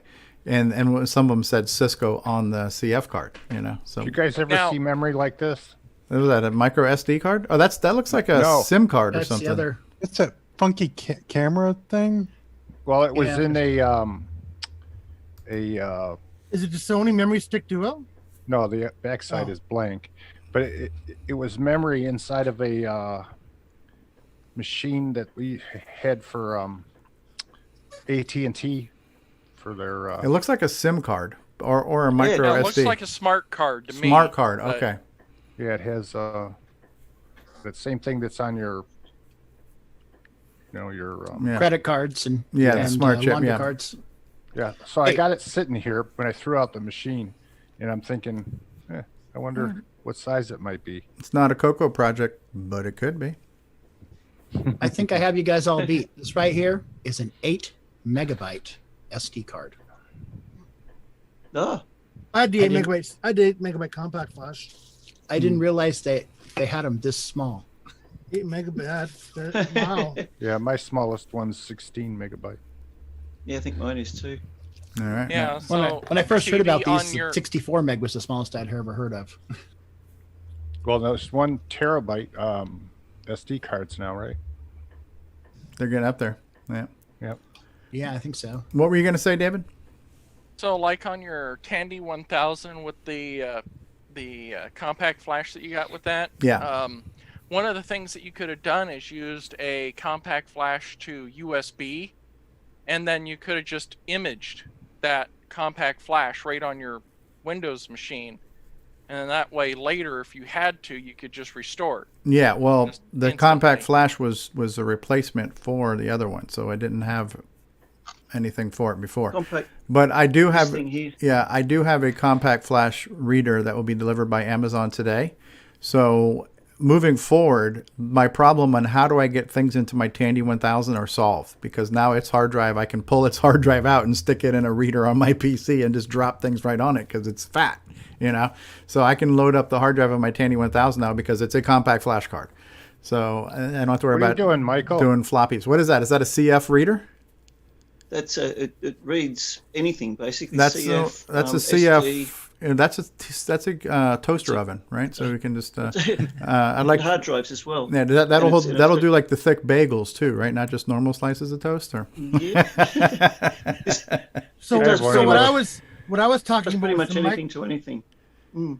what I was talking about was the micro drive. It was actually a compact flash card with a hard drive built in. It was Oh. like 170 megs. Well, what Or were the 140 megs. what were the PC MCIA cards? Remember the early laptop things that you shoved in the side of the Isn't that early what Mikey laptops? was just showing? Is that what that is? Is that a PC MCIA, Mikey? It says something flash. Yeah, here. Hold it up. Yeah, that was a notebook. Yeah, the early notebook bus over- was the Personal Computer Memory Yeah. Card Industry This one Association. is- Card bus. There was Yeah, card bus. Yeah. And it's this one is 8 megabytes. Yeah, I remember PC MCIA. I got a network card like that, like a Wi-Fi card. Yep, Wi-Fi cards and the network cards, and even modems. I had a modem where the phone jack you kind of popped out to the side and you popped the wire down into it and stuff. Yeah. then one of my What's laptops. funny is McKay. back That in was the a 90s, ridiculous more thing. memory? when I was doing service work, the PCMCIA cards, a lot of people don't realize this, but the combines, they used those to keep track of where in the farm and how much grain they were collecting in different areas. So that way they knew where they needed extra fertilizer for their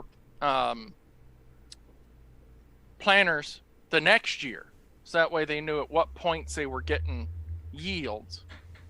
So that was the combine's data storage. Well, we have plenty of fertilizer on this show. Yeah, we need a spade for all the shite. So Goes off a shovel. Well, there was an Agra CoCo. I had a laptop with a PCMCIA slot in it, and I had a Texas Instruments by-wire chip in it that I used for for multi-track audio recording that plugged into my Firewire mixing desk, and I'd Right. also used it for video editing too. Oh yeah, yeah. What were you holding up there, Mark Posley? Didn't get a chance to see you. We were just talking about compact flash. Yeah. So this is an actual, if I get close enough here, the IDE interface. So it emulates a hard drive. Yeah, yeah. I have another one of those too. Yeah. The one I bought for the Tandy 1000 was an all-in-one card, so it's the controller, the BIOS, and the compact flash holder. That one there is meant to plug into a normal PC where you plug the 40-pin IDE cable into that, right? Right. Yeah, I have one of those too that I'm going to be using for my Windows 98 box. But yeah, the one I got for my Tandy 1000 is like all-in-one, so the boot BIOS and everything's on it for an old 8-bit system. You know, they call it XT IDE is what the thing is called. How much was that one? It's $40. No, his. Oh, yours. How big is your compact flash card there, Mark B? 4 gig. 4 gig. How much was it? I got one of those IDE adapters too for my Mac G4. I don't know. I scavenged these out of. It was a. Started off as a PC, but it booted Linux, and it was used as a network in the box type device.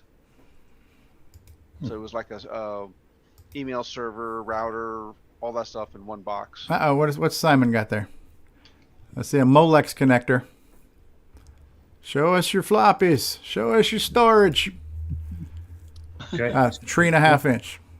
It's a 1.44 that's modified to 720. But if you look at the edge connector, it's like a FIM connector. Yeah. It's like the 5 1/4. Yeah, it's got The adapter kit. Yep. Yep, seen those. The little Oh, bug. yeah. It goes from pin Little to bug. edge. Yeah. Yep. So that thing is wicked. That thing is wicked. Yeah, yeah. Or you can get the cables that have like right next to each other. It's got one for pin and one for edge, so it'll each your A and B will accommodate either or. I bought a few cables like that too. So, but it was a 1.44. It was a 1.44, and it's old, like March 2006. Sony. Yeah. Yeah. And I modified it by doing some doodads inside it, like it's a 144 drive, and I just modified it for 720. Yeah. Ron's got a USB floppy drive there too. Yep. Yep. That works well. That Yep. reads 720s or Yep. 144s. Works great. I'm just realizing that I've often paid more for the interface cable in the past than I now pay for the entire device. Yeah. Yeah. It depends on how badly you need it. Well, like the $40 hard drive thing, and I've paid $40 for a MFM cable set years ago. But No episode of FloppyTALK would be complete without a David Ladd special Grease Weasel. Grease Weasel. Hey, how many of you I have guys? one of those adapters here too. How many of you guys have a parallel cable? Parallel cable, Needs like some. the 25 pin to Centronics that goes in the old printers. Yeah. I haven't had one of those Yeah, in good. years. I had an old Oh, zip okay. drive that used one. Yeah. Yeah, I'll hold my beer. Right. So that's the little mini floppy power connector there next to the edge connector, right there where you're. Yeah, the I don't know where the cable went, but the power connector, yeah, for the 3.5. That's the little drive. the mini floppy power. Okay. Yep. Now, do they make adapters in that where you can maybe power that via USB? Do they make like a USB to mini floppy cable or something like that, or do you like? Or is this intended to go inside a computer that's already got the power supply with that power lead on it? Are these what you were talking about, Ron? For the Grease Weasel, you actually connect the USB connector to your computer. Ah, okay. And then so this is, as David puts it, is a cheap way to image floppy disks. To make an image on your computer of a disk that you have, or you can take an image and write it back to a floppy. So this doesn't really go inside the computer. so the power situation, some 3.5 or 5 volt only, and some need 12 volts as well. So it just depends. So I Is the can non-answer. this drive out of here. I have a complete separate little 5 volt wall wart. That's how you're powering it. There you go. Okay. Yeah. and then I have the the cable here, etc. And I imaged a lot of discs with this. This one is Alps, I think. Yeah. Okay, so you're providing power to the floppy drive. The floppy drive cable connects to the grease weasel. The grease weasel then connects to your computer via USB. Right. And then you read the floppy from that physical floppy drive through the grease weasel into your computer, and you image it that way.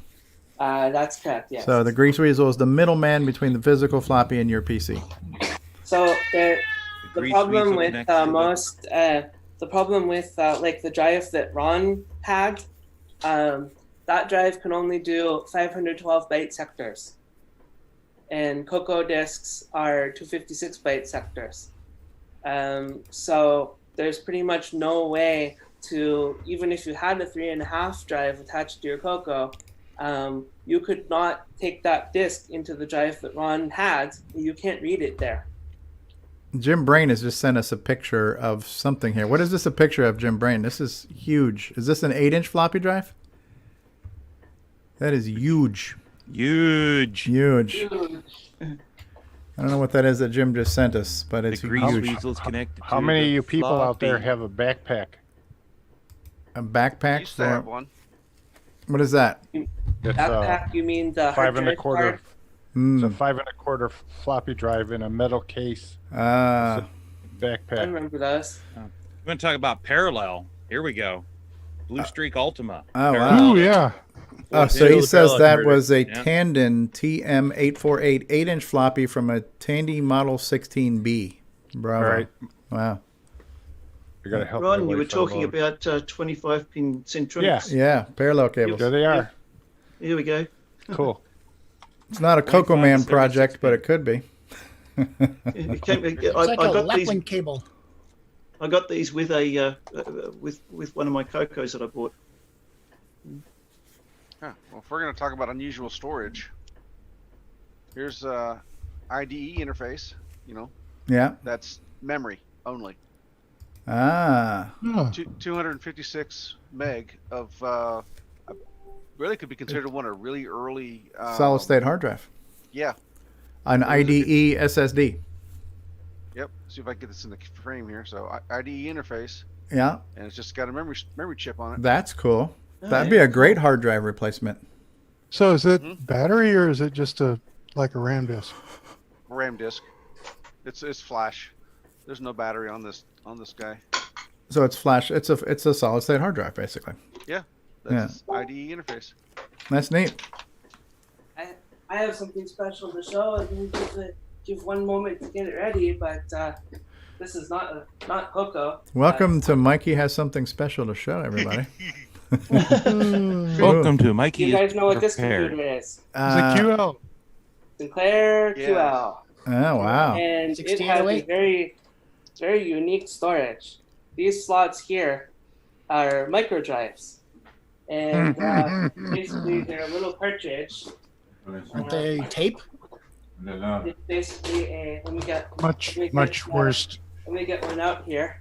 Comes in a little folder, and it has these little cartridges in it. Okay. And basically, they have tape.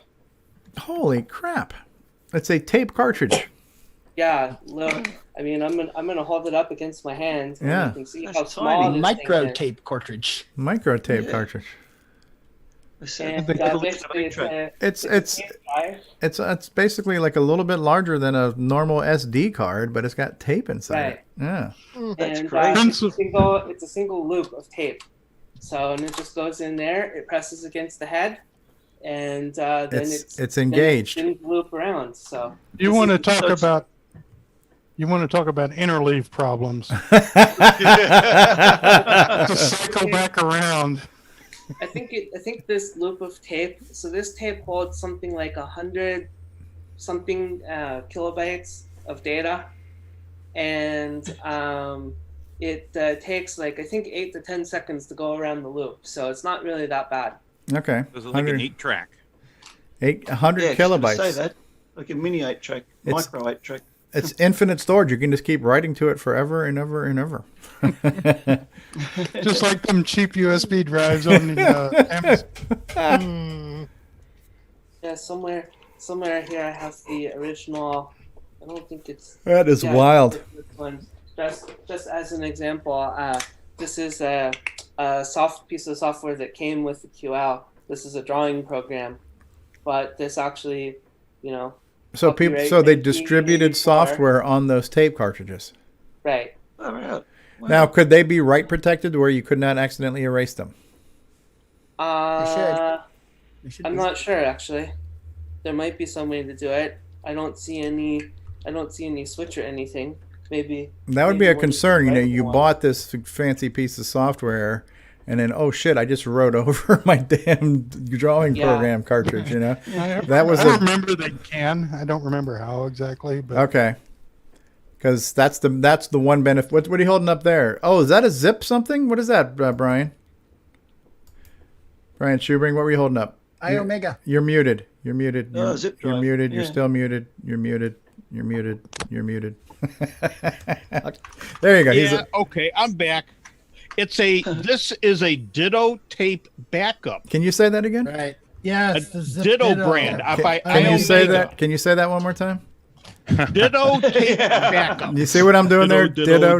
Okay, there you go. All right, he caught on. Oh, All right, I remember those. Yeah. That's before zip It drives. actually goes into the cassette port. Okay. Or not, excuse me. The diskette cartridge port. It took up a floppy bay, basically, a 5 1/4 inch bay. No, it's just regular double floppy bay. Yeah. And it's acts like a floppy, but with everything goes on tape. Yeah. If you want to talk about the zip. Yeah. Zip drives. You got let's see, who did this one? This was Iomega. That's was 250 by Iomega. Yeah. The original ones were 100 megabytes. 120. 100. Yeah. What is that? The last 120, yes, Curtis. What is that?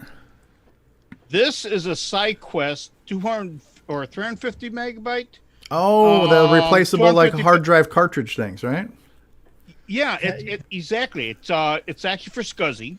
Okay. But I think they also did it for other formats also. But it's tape backup or not? It's an actual disc that you can remove the disc itself. Mm-hmm. Wow. Yeah. And those came out originally like 44 or 88 meg or something. Yeah, like that, those were some like odd hard size. drive cartridges. So it was like a hot swappable hard drive thing where you can keep adding more storage to that one slot. Yep. Yeah, that was kind of neat. Quite a few CoCo users used to use those. Both the.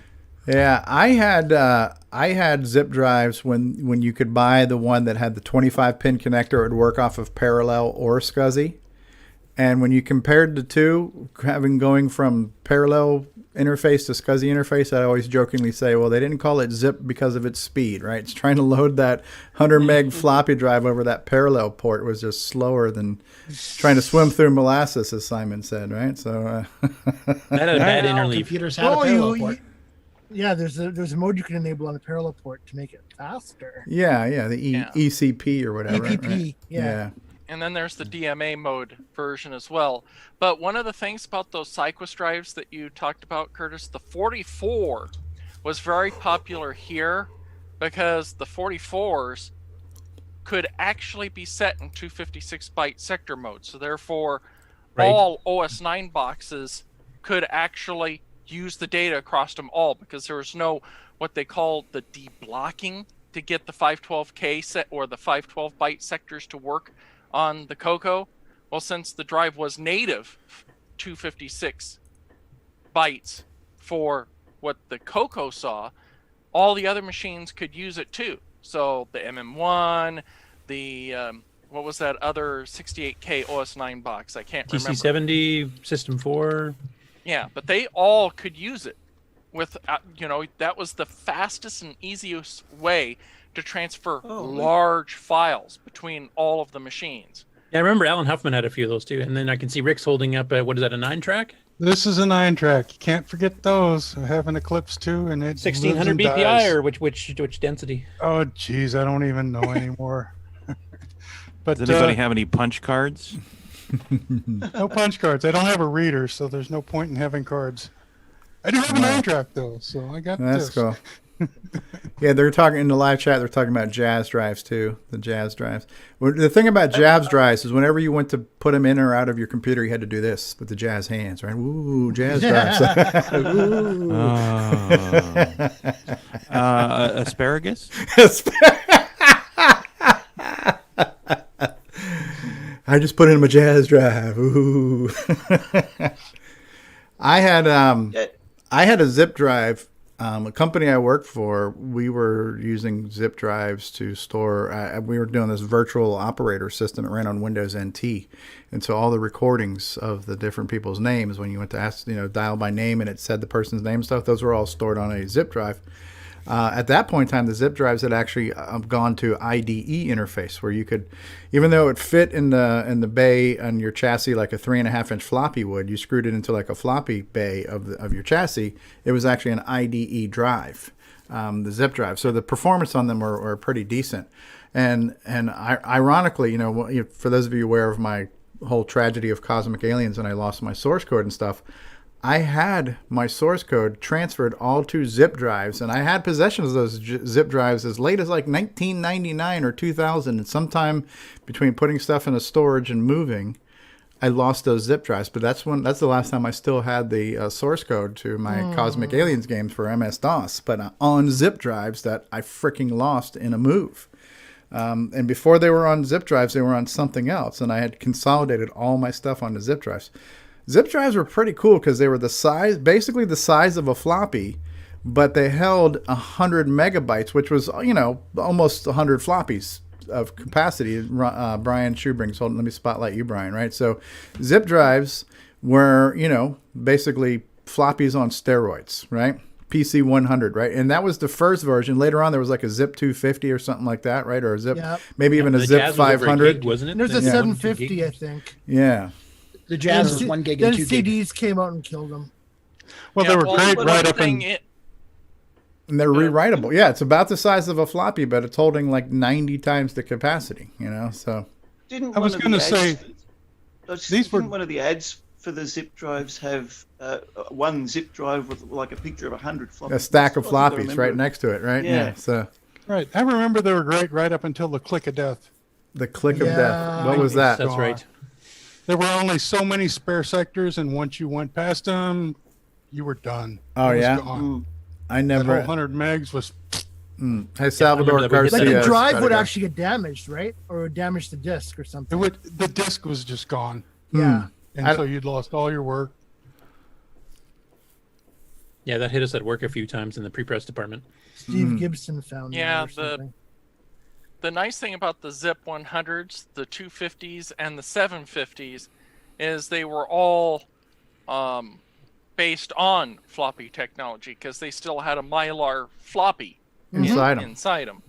The Jazz went to a hard disk platter, just like the Cyquist, because iOmega was Cyquist's competitor for quite a long time. And then there was Orb. There's the Spark.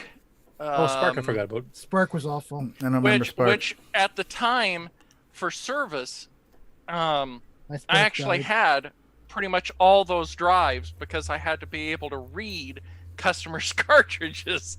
So I've got the Orb, the Spark, the 1 gig Jazz. So I've got a few of the drives. And the nice thing, they're all scuzzy. And the great thing, there's also those old floppy ones like the LS120 that did 120 meg super floppies. Yeah. There was an earlier one that did 20 meg, but could also directly read 720 and 1.44. The Floptical is what that one was called. Well, it's because there was actually an optical track embedded in the disc, which is how it had the finer tracking on that. That's why it was called the Floptical, because it was a combination of optical and magnetic. The great thing about standards were there were so many of them. So. Mini discs use a combination of optical and magnetic. I think the coolest thing that I ever had at one point in time, and I was really blown away about it. You know when they had the half height 5 1/4 inch floppies, there were people that made one of those that took up 1/2 height bay, but it had the 5 1/4 inch and the 3 1/2 inch. It only took up one floppy bay. And it was just so cool that, oh man, this is so thin. We have so much storage stacked into this little space here. When we started going to like the mini AT cases for our custom PCs, you know, you wanted to really minimize your bays and how much stuff you were using. That was the coolest thing.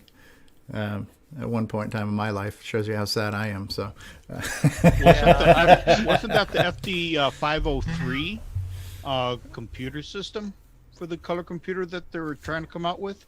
Oh, I don't know about that. This is back in days like Windows 9, you know, Windows 3X for me. This was on a PC, but I just remember that double floppy thing. I did get some third height 5 1/4 from some Tandy product that I had stuck in a 502 case at one point, but I don't remember where. But yeah, cool. 3 drives and a 2-drive case. Yeah. Right. It's a power PC right there. Wow. All right. Do we need to take a break from all this floppy talk? Do we need to breathe in? Yes. Breathe in for a second. News. We got news, yeah. We have news. We got GameON. We got show and tell. We got a lot more to do, but we're having fun talking about storage here, and I'm not falling asleep or wanting to rage quit, so that's a good thing. So why don't we take a commercial break? We'll come back. Is there more storage conversations that need to take place, or you think we talked enough storage we're good for now? I think Are we good on storage for now? Well, we could talk about storage totes. Storage totes. We could do that. All right. So let me ask you this now: when we come back from the break, what would you guys like to do first? Would you like to do news or GameON? Or GameON. GameON. Curtis, GameON. how much news do we have today, Curtis? Do we have a lot of news, or how much news? There's is 11 there? regular news, and there's I think 6 on the GameON news. And all right? So we'll do GameON. Yeah. Yes. And then we'll do GameON news after that, because then I can do the cross plug for the Children's Hospital thing for the Migos. Okay. All right. Well, we're gonna take a commercial break, boys and girls. Let's see here. What do we want here? We want. You know, it's been a while since. What do we want here? Commercials. We already did Floppy Life. How about a little bit of ease of use? How about that? A little bit of ease of use, and we'll be back with GameON after these words. And now, this message. Hi, this is Curtis Boyle, part of the CoCoTALK crew of people. Hey everybody, this is Bill Noble, co-author of Nitrous 9. You are listening to CoCoTALK Live, the leading live CoCo talk show. Good day, mates.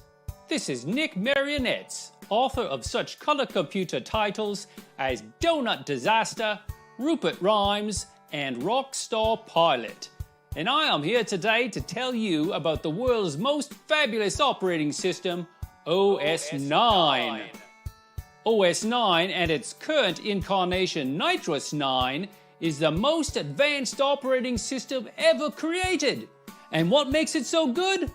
Ease of use.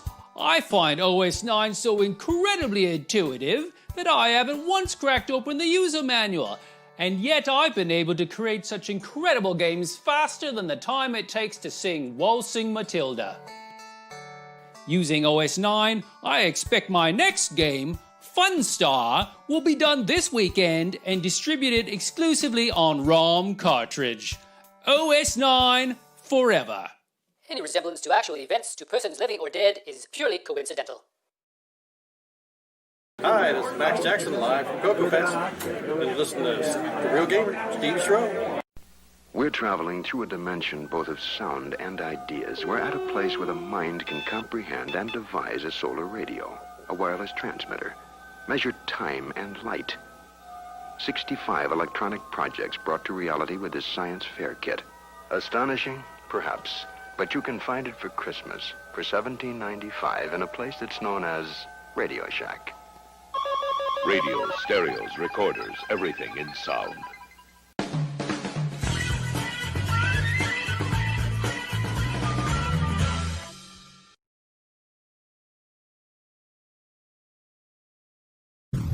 A whole new approach.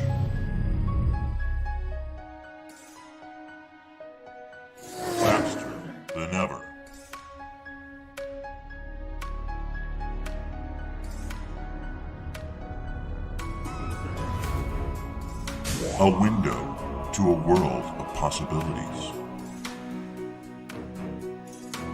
Clear your expectations.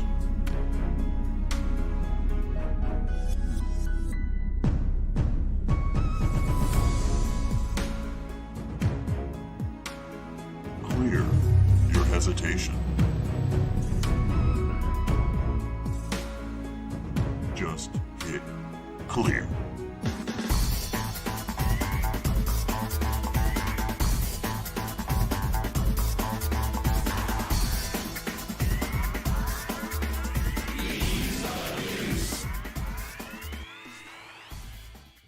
Download EOU today at lcurtisboyle.com.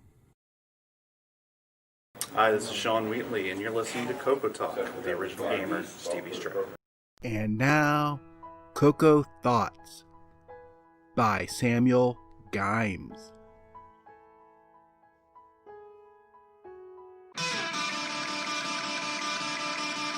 When I go so fast, I go and crash into the mountainside. Then I start again on this wild and crazy ride. Then I dodge the copter and hit the mountain again.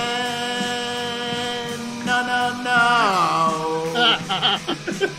Jeremy, what did you go do? It's scrolling so fast into the enemies I flew. Too fast, too fast, too fast, too fast, there's no answer. At least I know that Buzzard Bait is better than Lancer. Crystal City, Crystal City, Crystal City, yeah. Let's go. Feels like the Doors concert. Yeah, it's awesome. Jeremy made this wicked brew. I'm failing really fast like the rest of the crew. What is the chancer? At least in Rumble 3D you get to drive a Panzer. Crystal City, Crystal City, Crystal City.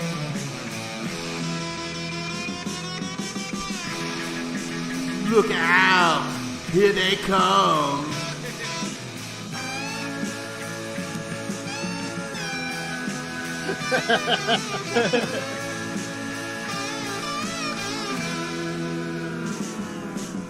When I go so fast, I go and crash into the mountainside. Then I start again on this wild and crazy ride. Then I dodge the copter and hit the mountain again.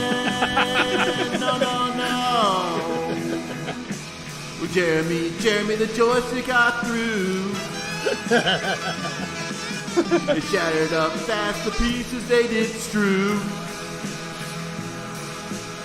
It was a big blur. I'm gonna drown my sorrows with Brewmaster. Crystal City, Crystal City, Crystal City. I got blisters on my fingers.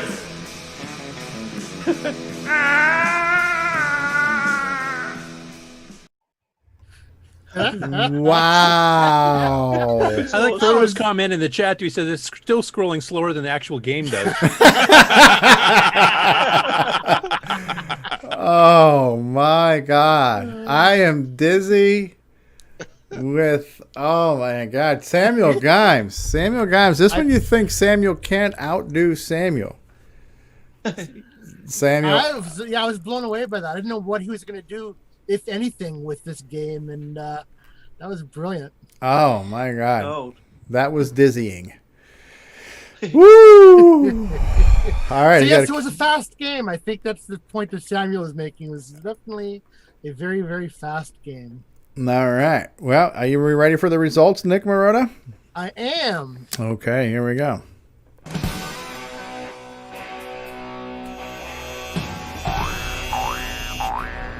High Score Challenge.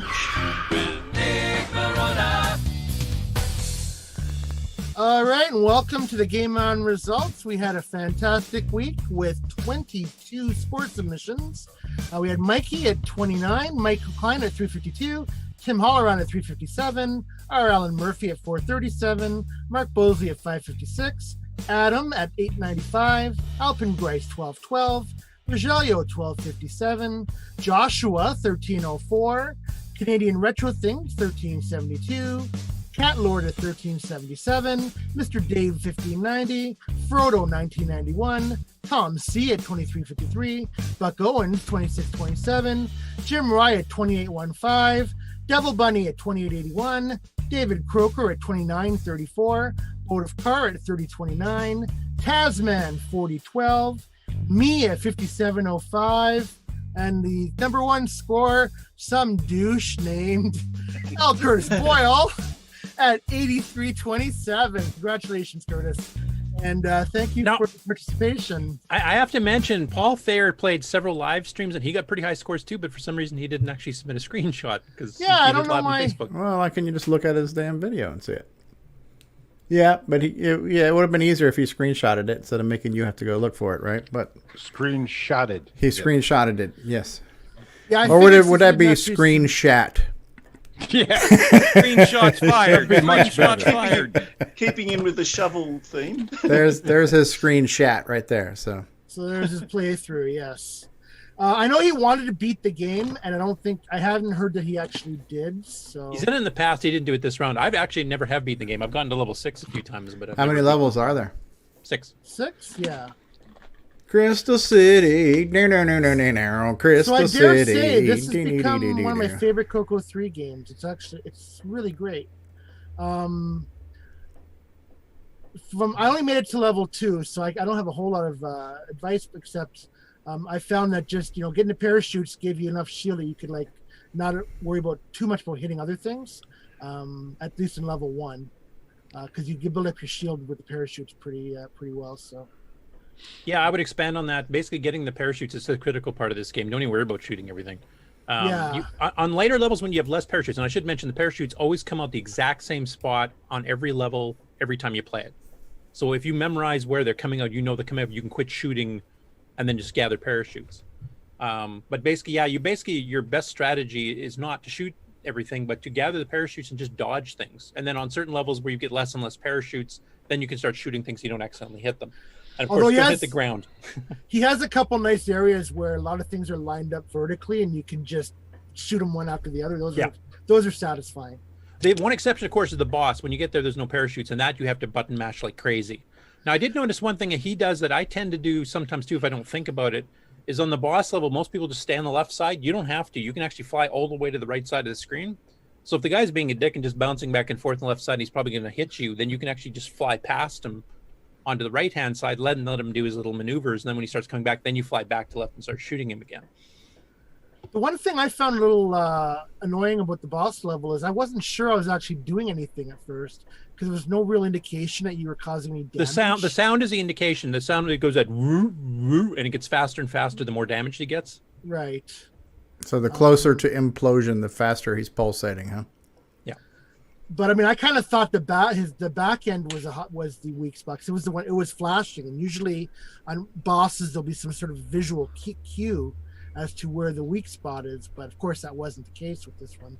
You said, can I just interject my massive experience in gaming? Sure. Watch CoCoTALK, and then you can see just how bad these games are to play, and you'll just enjoy everybody being much better than you'll ever be. No, this game is actually really fun. It's a really neat experience watching. And I mean, he squeezed a lot of speed out of the CoCo 3.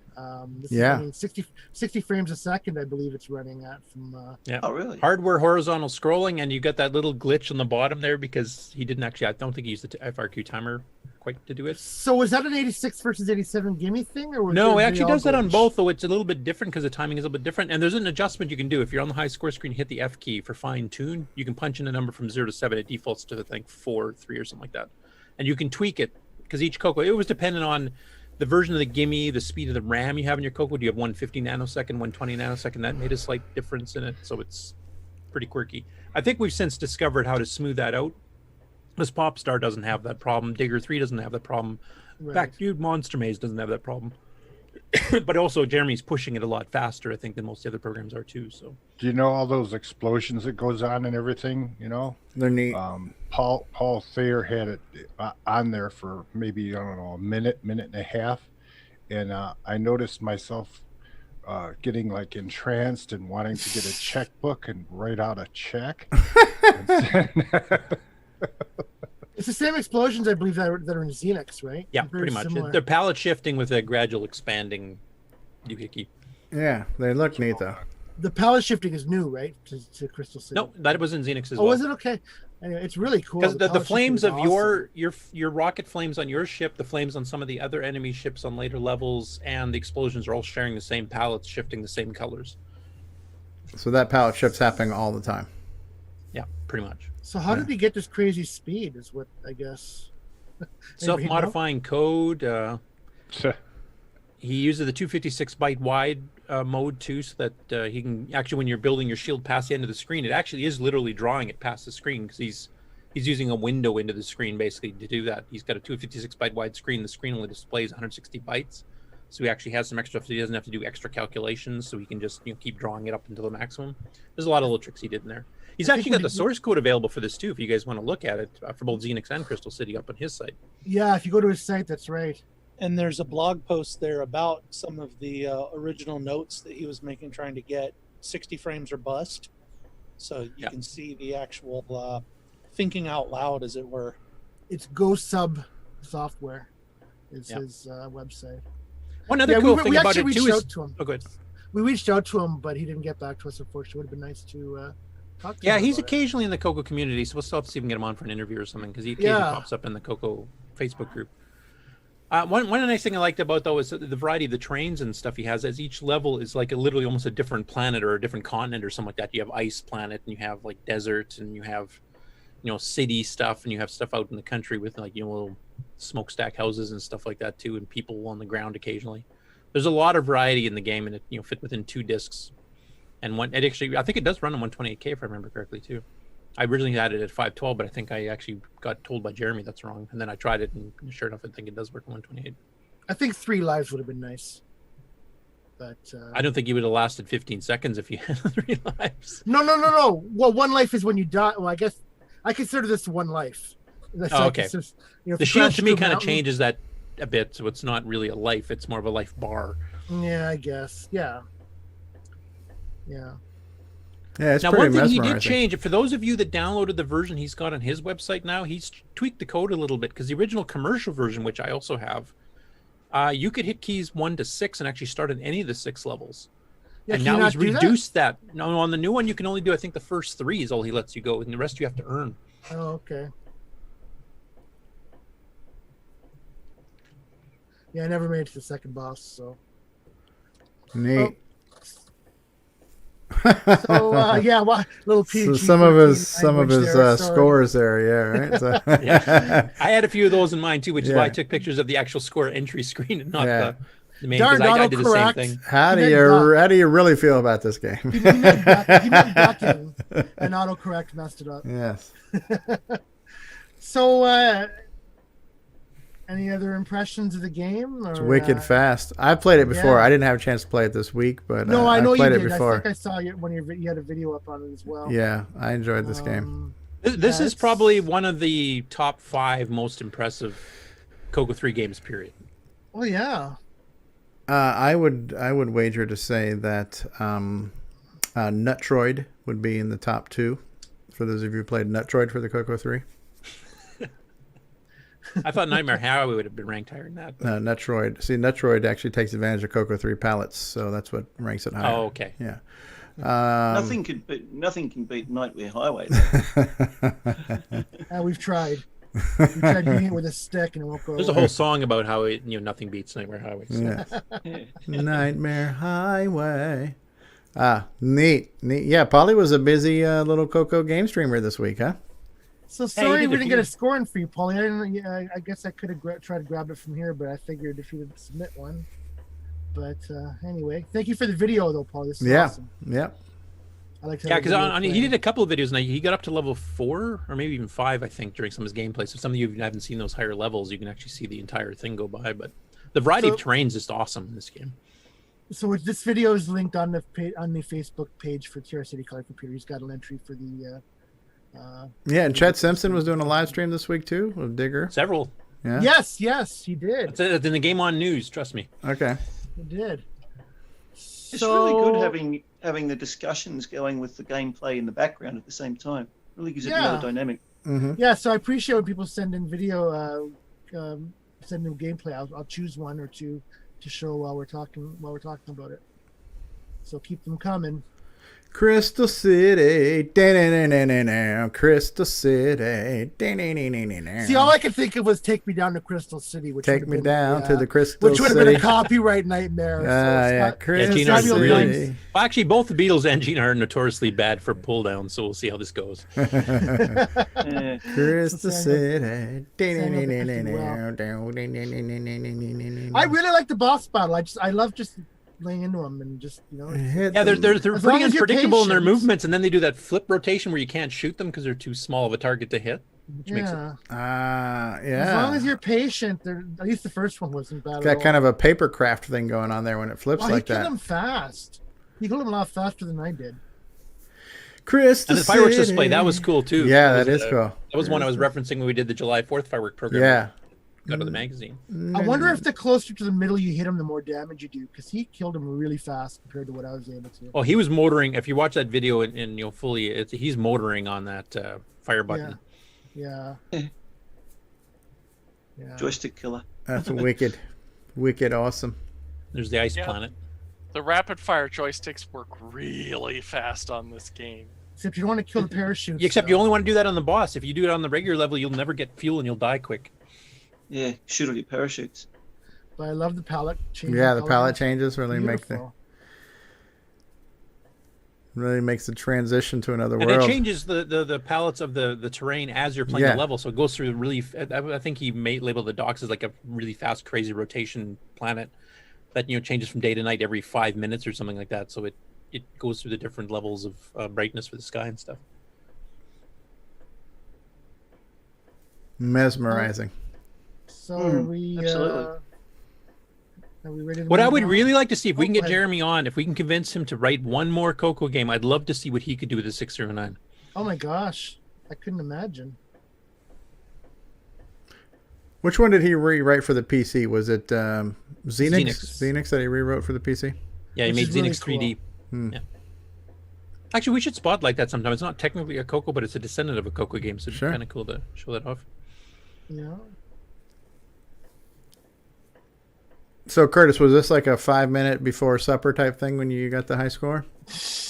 That wasn't my first game, no. I think I played that probably about 3 hours straight before I got that good game. Because I hadn't played it in a while, so I'd kind of forgotten some of the tricks and forgot where the parachutes are, so I kept shooting them. So are all the enemies in predetermined places? You said the parachutes were.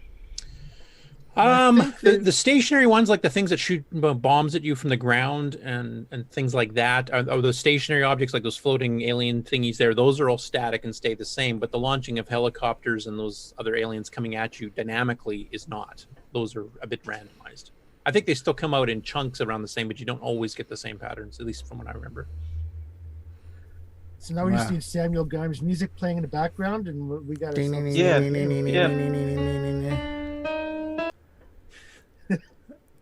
Well, I got my acoustic. I can play the Beatles if you want. I'm thinking what this game really needs is ukulele.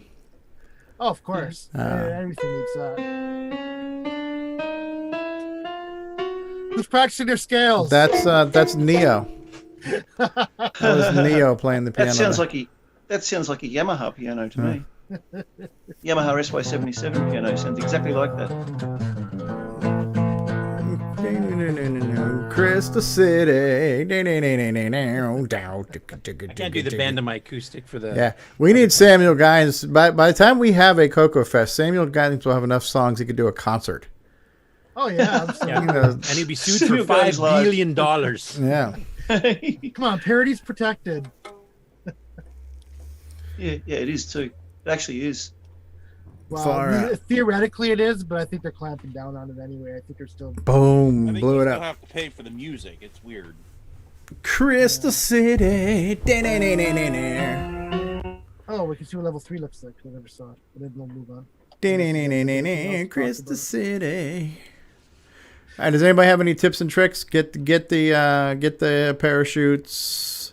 Don't die. Don't rapid fire on the main levels. Yeah. Like the main flying over the planet part. Pick out your parachutes. Try to dodge more than shoot things. Don't hit unless you do get to memorize where everything comes out.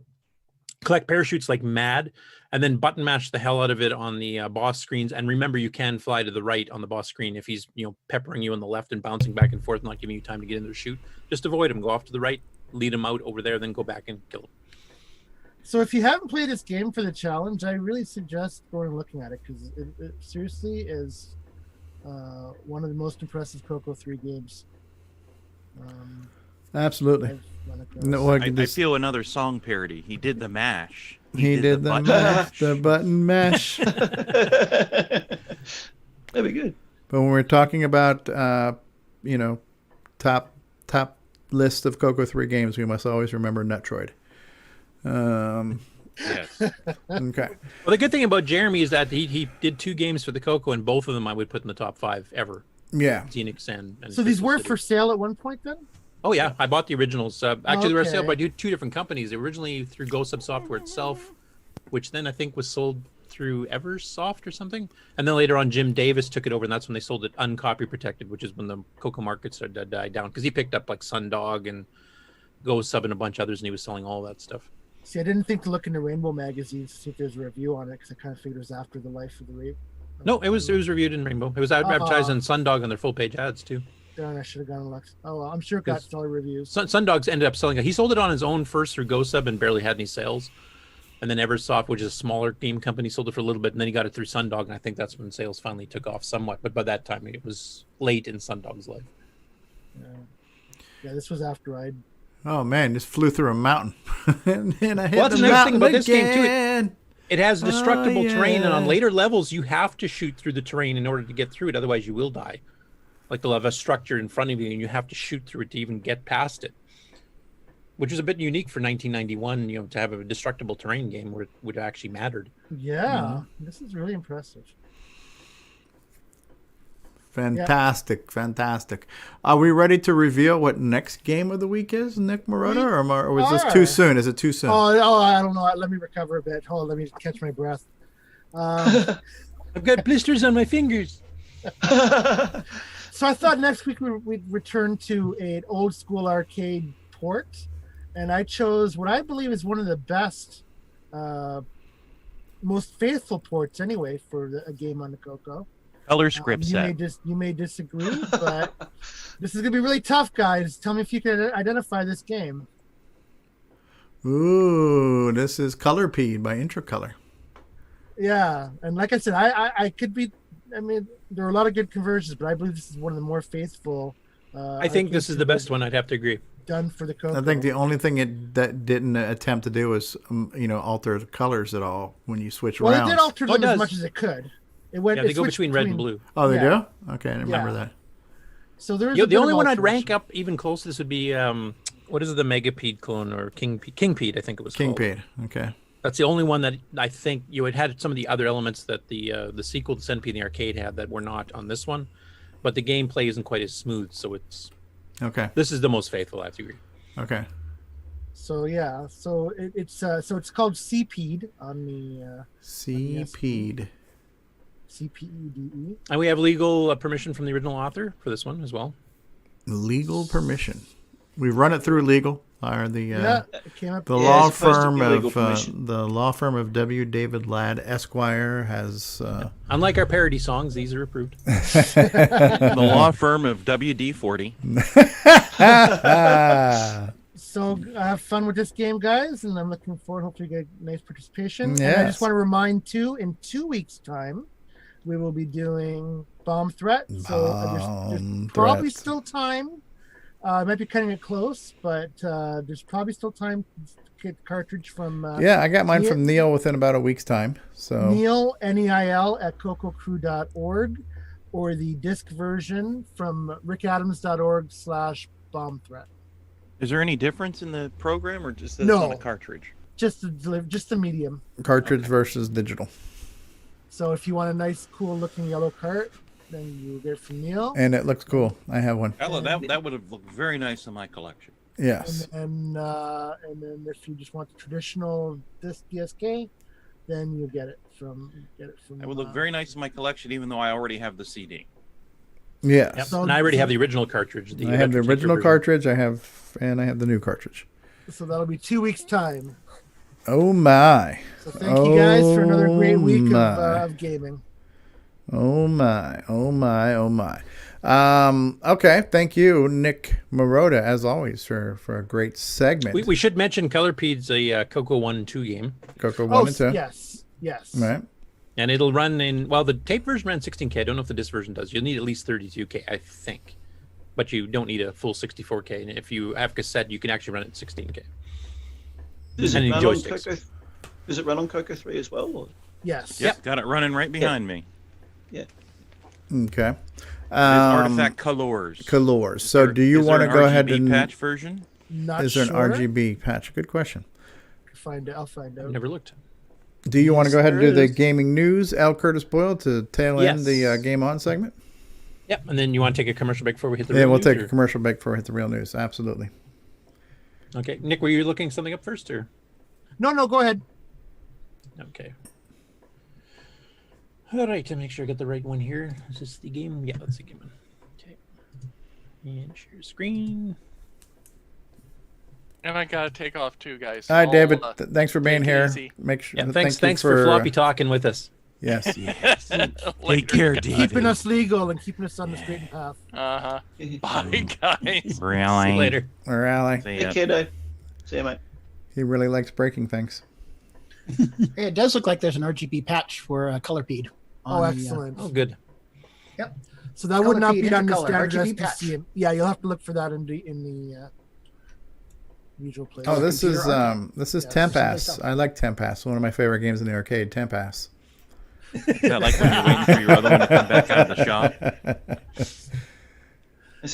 As opposed to the permanent one. Yeah. Anyway, the author of this one here is actually in the chat. So you guys have any questions for him? That's Erico. So he's been working on that color fight game, which we've all been ogling over. It's a semi-graphics 4, so the absolute low res, but it's got really cool animations for that resolution. So this one here is he's got it a bit more advanced, and it actually has 2 AIs playing against each other. Oh, wow. Boom, boom, boom, boom. Pow, pow. He's actually got life bars now on the bottom that work. Oh, yeah. Sound effects. Needs to have a doll every time he messes up the Homer Simpson thing. Now this one here, he's got the block, he's got the walking forward and backwards, he's got the punch. I don't know if this version here has the kicking and stuff, because he's kind of made one that was doing before. Yeah, I remember seeing the kind of the flying drop kick. And of course the cityscape in the background. But I'll let it play until one of the guys falls down. He's actually got 3 fights against him, just to kind of show boom. each. Yeah, and just drops to the ground on his side there. Boom. Yeah. Really, really well done animations. Yeah, for this kind absolutely. Of yeah, for this mode, I don't think we ever had games with this good of animation I've seen before. In the entire 40-year history of the CoCo, I don't think I've seen somebody push semi-graphics for this far. I don't even think high-res games had this good of an animation, honestly. So, any resolution. Boom. Yeah, that was one thing. Like I noticed some of the other platforms used to do they do like 8 frames of an animation or something like that. Kind of, I think, based on the Apple II game Prince of Persia, which kind of first did the really good animation. Yeah. On the CoCo ones, we usually had maybe 2, 3, 4 frames for a movement, and that was it. I don't know if it was just memory restrictions or laziness. Or yeah, well, Digger 3's got some pretty good animation in it. Yeah, no, I mean modern we do now a bit more, but I mean back in the day, I think rushing trying to get the game out, we didn't have that many. Well, yeah, everyone wanted to program sprites, and we didn't have them. So, what can you do easy? I don't think a lot of people knew how to do the background work to get the good animation frames. I mean, that's what Jordan Mechner did with Prince of Persia, and there's one before that, Karateka. Is he basically filmed his brother doing the motions and then basically rotoscoped them. And movie technique that a lot of people didn't realize that's how you got individual It's frames. pretty that innovative looked for a good. teenager in high school at the time. Oh, definitely. Yeah, and I think Nick Morentes had showed us something he was working on too, where he had some basically digitized scan stuff of fighting people, almost kind of like Mortal Kombat looking stuff. Yeah, or yeah, the, he was working CoCo on a 3. CoCo 3 one actually. Yeah. But here you sort of have double the work because you have to replace your background as you draw your foreground, and so you can't do as much as maybe you might otherwise. Yeah, if you had a plain single color background that you could just keep consistent, then you can actually animate a bit faster, obviously. I'm just taking a look here. Erico mentioned here, I was going for, how did you say that? Karateka. Karateka? And more frames, but as speed seems fast, I'm switching for your Kung Fu style, less animation, more content. Okay. So I'm assuming he's talking about he's not putting all the kick moves and stuff in there. And he says, still there won't be single frame action moves. The fastest will have 2 frames. So I guess he's to keep the speed up. He's not doing quite as many frames. But it still looks really good. It does. Absolutely. Great job, Erica. Yep. Hey, next up, Paul Shoemaker. He's been working on this card thing, and he's actually put a couple videos up, so I'm just going to show the latest one. But he's actually got it interfacing with BASIC and then also using MMU stuff. So he's got, I think he ends up explaining there's the 3 face cards, the Jack, Queen, and King, and then the card backs, and then a solid card front. And then the rest of it's drawn on with a separate routine, so it doesn't take too much memory. But he's actually got it running pretty quick here for animation here.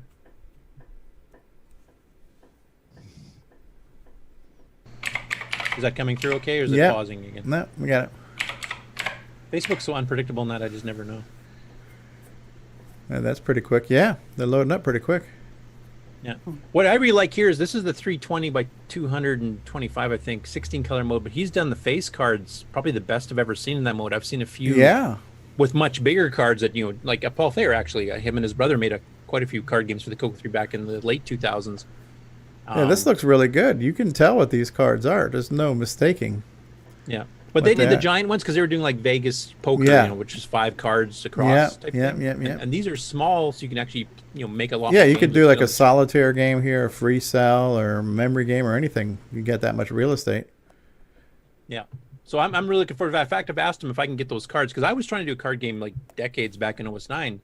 Because you can use get put buffers to do that kind of stuff here, and I just suck at drawing things, so I was trying to draw cards and I just gave up. But, is this Henry Reitfeld's? Put it in his Rampage cabinet, huh? Yeah, I was hoping Nick would still be on here. I think he had to leave though. But this is actually Rally SG that Henry just bought and installed on his cabinet. So he's actually using real arcade controls here to play Rally SG, which is pretty cool. That's Adam Tandy Guy for those of you on Discord. Yep. Or sent from my phone for the folks on the mailing list. And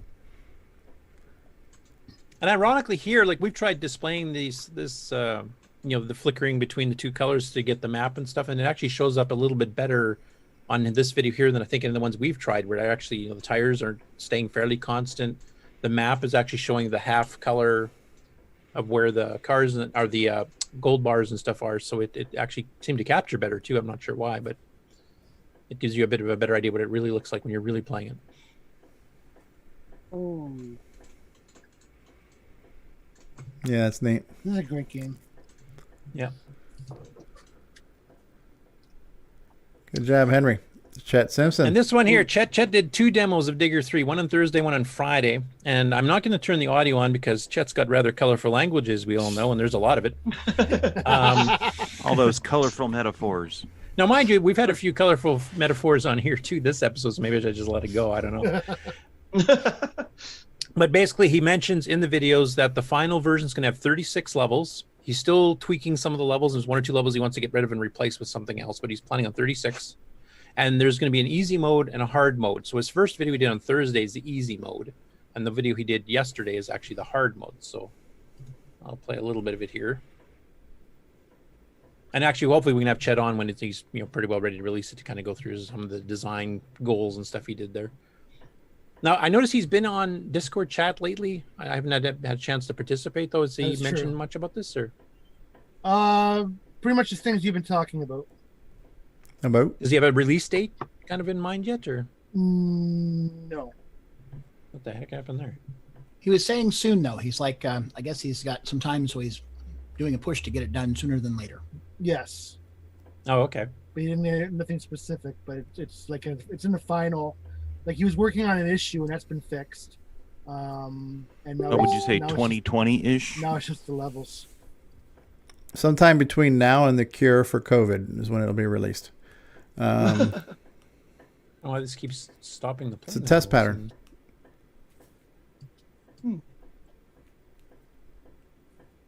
Facebook weirdness.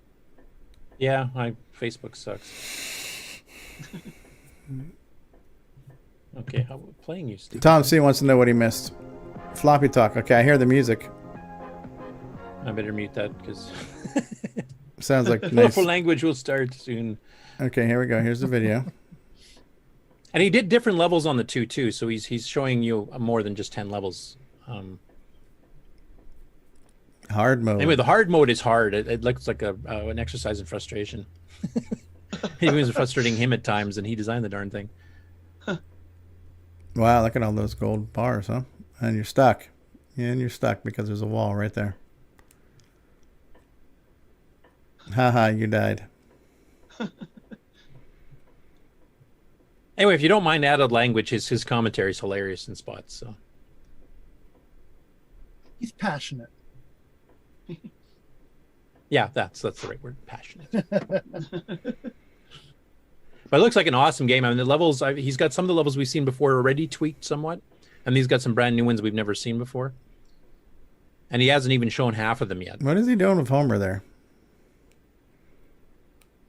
I think he's leading him. You can kind of lead him around. Okay. I'll just fast forward a bit here to maybe some other parts of the different levels here.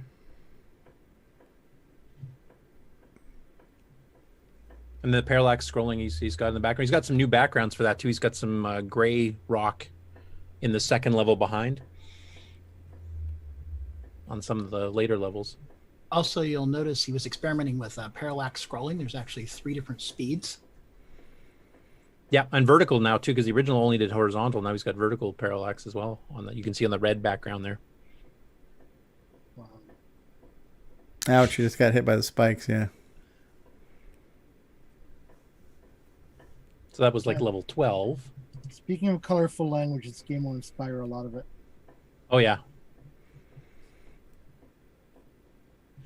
Yeah, good game. We'll have you dropping bombs. F-bombs, S-bombs, all kinds of bombs. Yeah. Yeah, looking forward to this one for sure. That's what I was hoping. I mean, maybe he'd mention in Discord if he's got a release date kind of getting close, or if he's still a little ways off. Oh, it sounds it sounds like it's close. I just don't want to speak for him, but it sounds pretty close. Did you want us to give our impression of what we thought without putting words in his mouth? Actually, if you guys want to just overtalk and mime his speech there, you can make up your own speech here for us. F this, F that.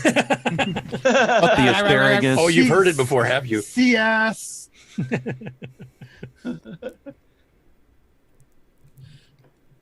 What is the CS's color scripts it, right? Right. Yeah. Okay. There's one level he added that actually looked really interesting. I'm just going to see if I can find it here. Dagger 3 is impressive. I mean, the speed and the motion and all that. It's like, yeah, this. Oh wow, look at this! It's nothing but ladders. Holy crap! Whoa. Now he said one design change he has to do is the Gomers, as he calls them.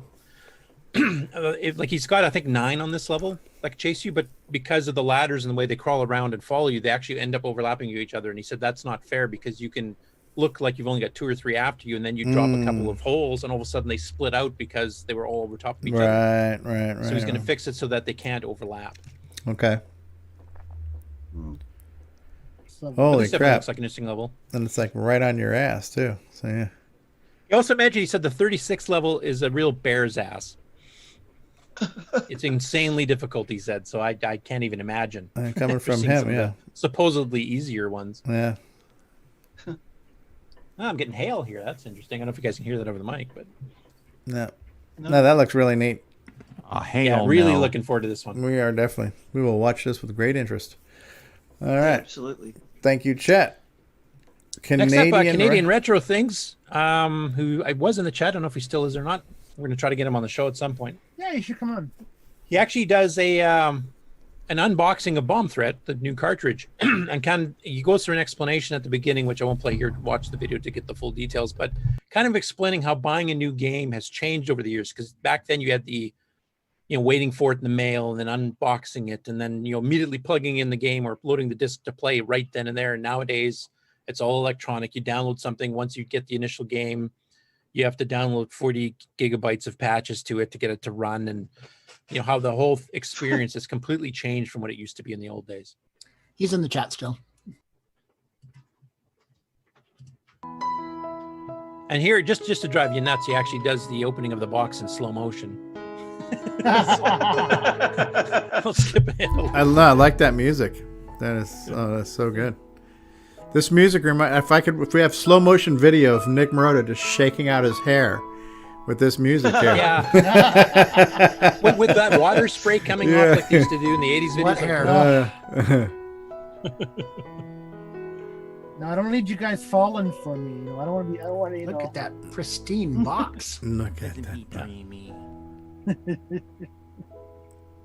And I think Kenny Retro things in the chat there if you want to correct me if I'm wrong, but I think you're planning on doing an actual gameplay video later, which will be interesting to see too. So anyway, check the video out for that up on his. What country is he in, by the way? He's Canada. Oh, okay. Best country in the world. Yeah. Okay. No. Next up, and this is from Amigo Aaron. And we demonstrated his CoinOps CoCo front end system last week, where it actually has like the video clips and the box artwork and everything else. He's actually put it up for download now to run on Windows with some other stuff added. Crystal City is actually one of the games added to it. So he's got extra disk support. He has the instant load where you actually have the save state. Like Crystal City, rather than you having to load all the disks to get up to the running point, he actually has a save state where it's just ready to run. So once you click on it, you're just bang, you're ready to play. You don't have to wait for swapping disks and stuff. Nice. So he's temporarily got it up on his Google Drive. If you guys want to get it, the link Mark will put into the chat. But he's just planning on moving it onto something else, a Color Computer Archive later. So please, he also wants some feedback on testing and see if there's any suggestions, etc., to make things better. Like last week, if anybody wants to help with making artwork for some of the games that don't really have logos or something like that, so that you can get incorporated later on and save him the time of doing it himself, because as he fully admits, he's not an artist. For God's sakes, Jim, I'm not an artist. And this is beta 2, though. He had beta 1 earlier in the week and then beta 2, and he's actually got a patch that goes up to it, though from looks of the size, it's pretty well the same size as the original, so just get the new one. But yeah, definitely, it's a nice project. It's a really well done front end. We were complimenting on it last week. Oh, yeah. And feel free to contribute, in your own way, making artwork, doing the video clips, etc. And we'll see if we can get this going as a full-blown arcade experience. I'd like to see what Henry does if he uses this in his main cabinet to see what it looks like. So that brings up to a cross promotion here. So the Amigos right now have been going since 8 a.m. Eastern, and this is a thing they do annually, and it's called the Amigathon. So it's definitely Amiga centric. But they're doing like contests. They've got some special guests from the Amiga world coming in, but it's a charity raising thing, and they've done this for 4 years in a row now, and they're raising money for the children's hospitals. So here's the little promotion for it. Amigathon. And they have done a 24-hour one before, but they got too tired after that, so they've cut it back to 12. So it's been going since 8 a.m. this morning. It'll be going till 8 p.m. Eastern today. It's just live. You can get in the chat on Twitch, etc., to converse with them and then just take donations. And Frodo, if you're still in the chat there, I think we last saw they'd already raised over $4,000, which is actually a record for them. Wow.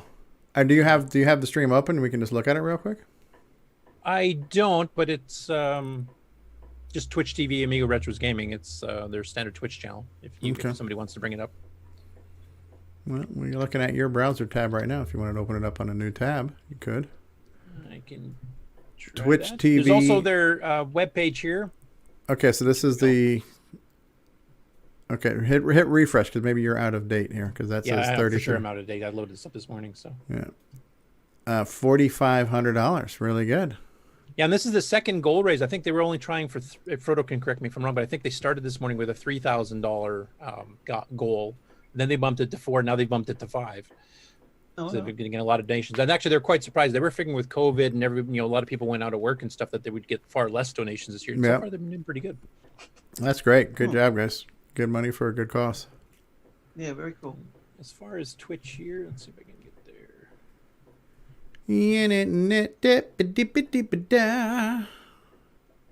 I'd like to see what they're currently doing right now.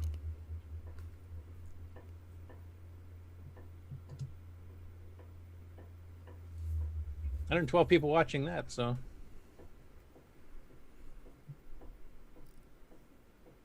Migos got an audience.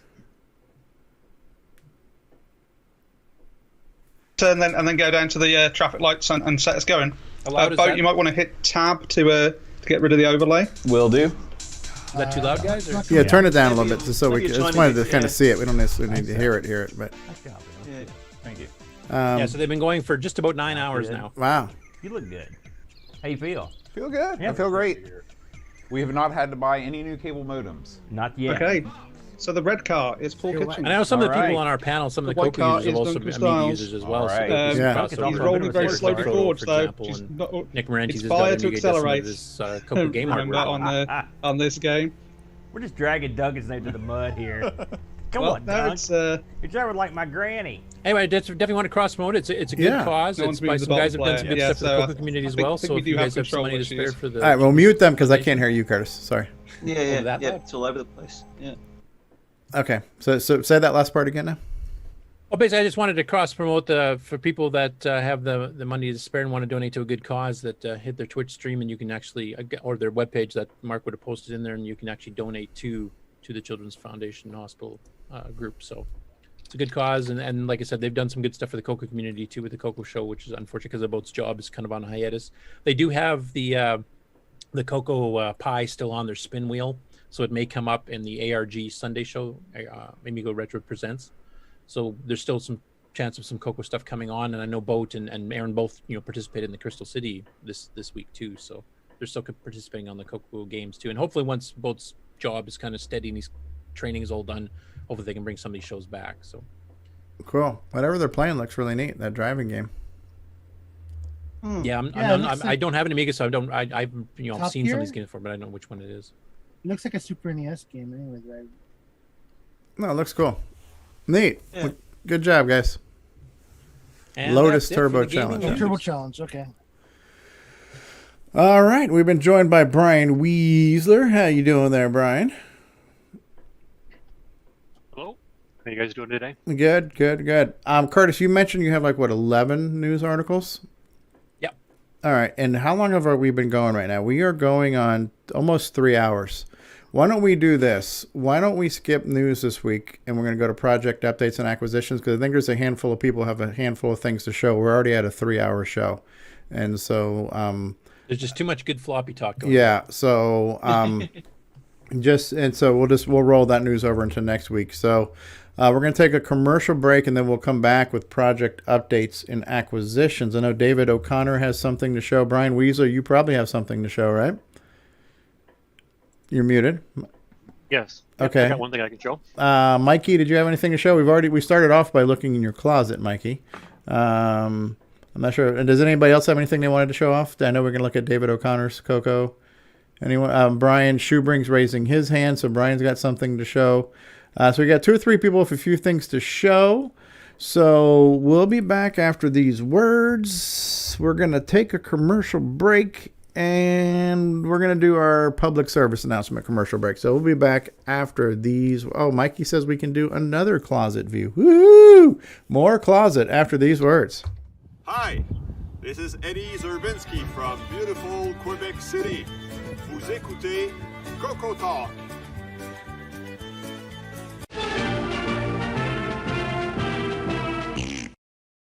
As you're enjoying CoCo Talk, we also want to remind you about the CoCo Discord server. This is a place where people come to connect, to ask questions, to provide answers, to share information, and to socialize. So when you're done, why don't you head on over to the CoCo Discord server and we'll continue the conversation there. The easy to remember link is discord.cocotalk.live. See you on Discord. CoCo123 is the Glenside Color Computer Club community newsletter that's been in publication since 1985. While the Rainbow magazine may be gone, it doesn't mean you still can't have a cool CoCo periodical. Head on over to the Glenside Color Computer website at glenside.com. ccc.com, and then click on the Documents link to view all the past issues of the CoCo 123 newsletter. Not only can you read all of the past and present issues, we'd also love to hear some submissions from you. So if you'd like to send an article, a column, something to talk about, maybe even a program listing, send an email to glensidecc@gmail.com. We'd love to hear from you.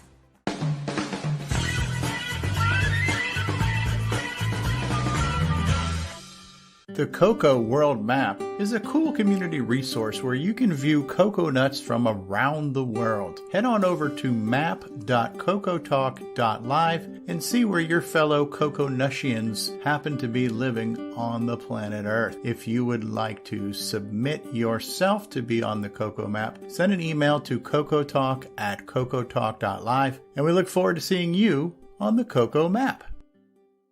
Hey guys, it's Stevie Strode. If you've been watching CoCo Talk for a while, hopefully you understand that everyone is welcome to join this show. You don't need an impressive resume to get on. You just need to enjoy the CoCo and be willing to talk about it. There is no wrong way to CoCo. There is no wrong way to be a fan of the CoCo. There's no wrong way to be on CoCo Talk. You just have to want to talk CoCo. So if you would like to join us, then reach out to us on our Discord server, which is discord.cocotalk.live, or send an email to cocotalk@cocotalk.live, and let's get you on the show and let's talk about the CoCo. Hi, I'm Tim, and you're watching CoCo Talk Live.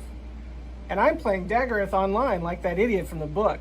Can you dial back on the condescension there as you respond there?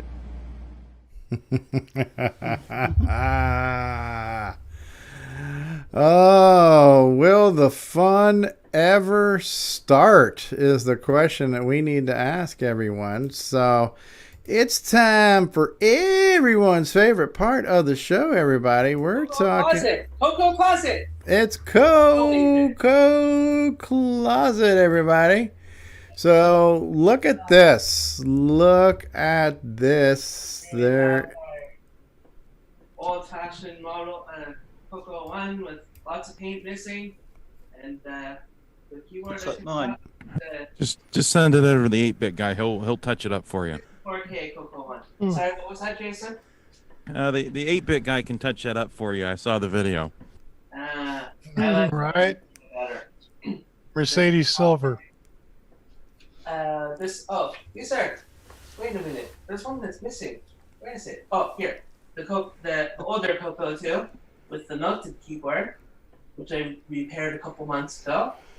And then we have the CoCo 2B with the CoCo VGA, and we have a CoCo 3 here, and these are both 86 gimme, but I think this was Little John's development system. This was the one that came with the smoke smell that's pretty much gone. I can use it. And then this CoCo 3 I think I got like 2 years ago. Somebody had it for, they had like a mini auction. It was like some guy named Bill, I think. So I picked this one up.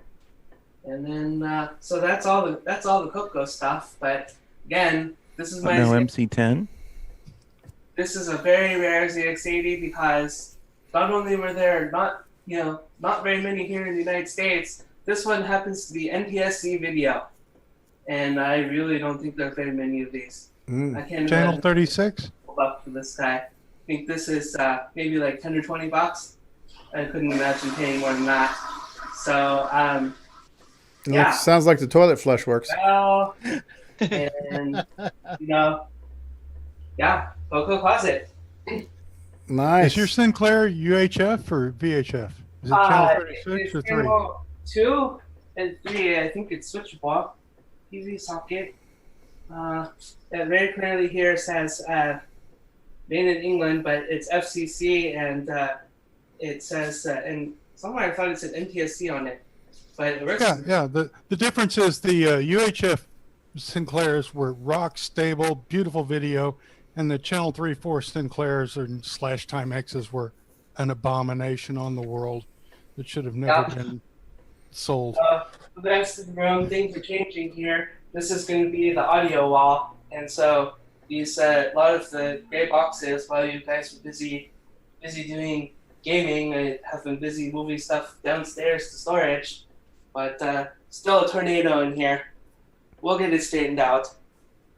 So What's yeah. that scope down? What's your scope down there? So oscilloscope. It's a Tech 465B. Oh, nice, very nice. Yeah. Needs a little bit of work, but Tektronix from Oregon. Yeah. 465 is a really cool model. It has some spare parts for it, so I should be able to fix it up. Yeah. Nice. And I want to set up the CoCo 3 FPGA over there with running EOU on it at 25 megahertz. That's pretty nice. So, yeah. Does that mean I can stop optimizing? That's my new setup. Nice. Yeah, cool. Very nice. I'm a Put fan. you guys down. Take one down and set it up on the other table there, and play with it. Then it has a spot to go back. I just need a place for the things to go. Yep. So, I'm running into that problem. If it has a spot, then I will be more, a little bit more interested to put it back. Oh, here's the Model 100. It's in the case there. You'll go far, Fletcher. You'll go far. That's it from CoCo Closet. Back to you, Stevie. All right. Well, it's time for everyone's favorite part of the show, project updates and acquisitions. That's the show. Depends on who you are. David O'Connor, the Thunder from Down Under. Why don't you tell us what you got over your shoulder there? Well, for all intents and purposes, it looks like a Model 4, but it's color. Yeah, it's color. It's a color Model 4. CoCo SDC. Yeah, for those who have been following my my reports on this project, it's one of my CoCo 3s that I've been grafting into a Model 4 case, and I've finally got it up and running. There's still some work to do on it. It isn't finished yet, but it is working.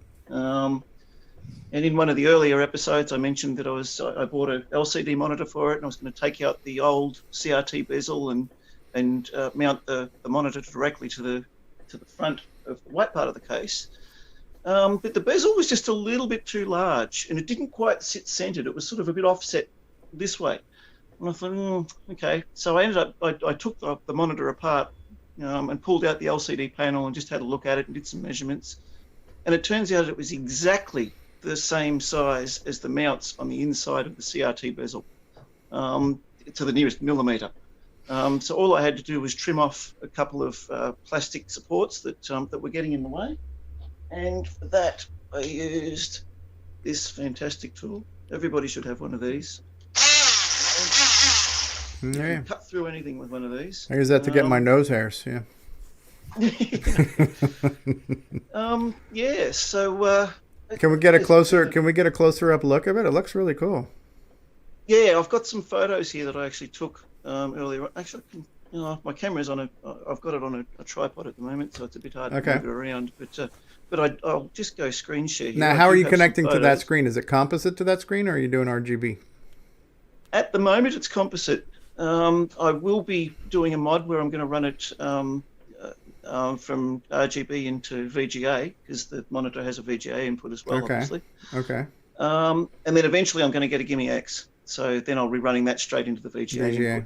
I mean, from here it looks good. The colors look good, and it's because it's a PAL CoCo 3. So composite's already RGB. Yeah, exactly. It gets a composite signal from the RGB instead of from the Gimme, so it's a much cleaner signal. Absolutely. And that monitor is actually really good on with a composite signal. It's really clean. Yeah, it looks good. And we're running Nick Morenti's new Rally SG demo on here at the moment. So I'll just if I can screen share my. Go ahead. Oh, yeah. Hang on, let me try that again. Yeah. No, I've got. You cannot start screen share while the other participants. Someone else must be still. Well, I mean, I am, but I had it set up where we could multiple screen shares can share simultaneously. I have that checked, but I'll stop sharing anyway. So go ahead. All right, let me try. Yeah, now it's working. All right, let me go to screen. All right. Yep. You're sideways. Good. You just turned it. Yep, it'll fix itself up in a minute. Just in here, I'll just go back to the start of them. This here is where I. Oh yeah, there's the screen with the bezel. Yeah, I've pulled it out, and it had this ugly silver surround on it. So I basically put some masking tape on it and painted it black, so it all looks nice. I see a masking tape. I want to paint it black. That's the one. So there's a rear shot. Down the bottom is the actual panel itself, having been removed, and up the top is the back part with all the input circuitry and everything. That there is the panel mounted to the actual bezel. So it looks like it flushes up pretty good. It gives it a bit. It keeps the old school look. Yeah, I really like the bezel. Old CRT the look. bezel sells it. Yeah. Yeah. So that's mounted inside. You can see there that if I can zoom up on there, you can see that the panel actually fits perfectly in the base of it. The old mount. So that worked out really well. Then I've just closed it up there. That's the back closed up, and I've mounted that. This here, the spot that I've mounted the. Hang on, let me see if I can get. Yeah, this shot here. You can see here. I ended up mounting the motherboard sideways because I couldn't fit. Look at that! Look at that! I was wondering how you did that. Yeah. Yeah, I couldn't fit the cartridges in if I mounted it the other way around. Right.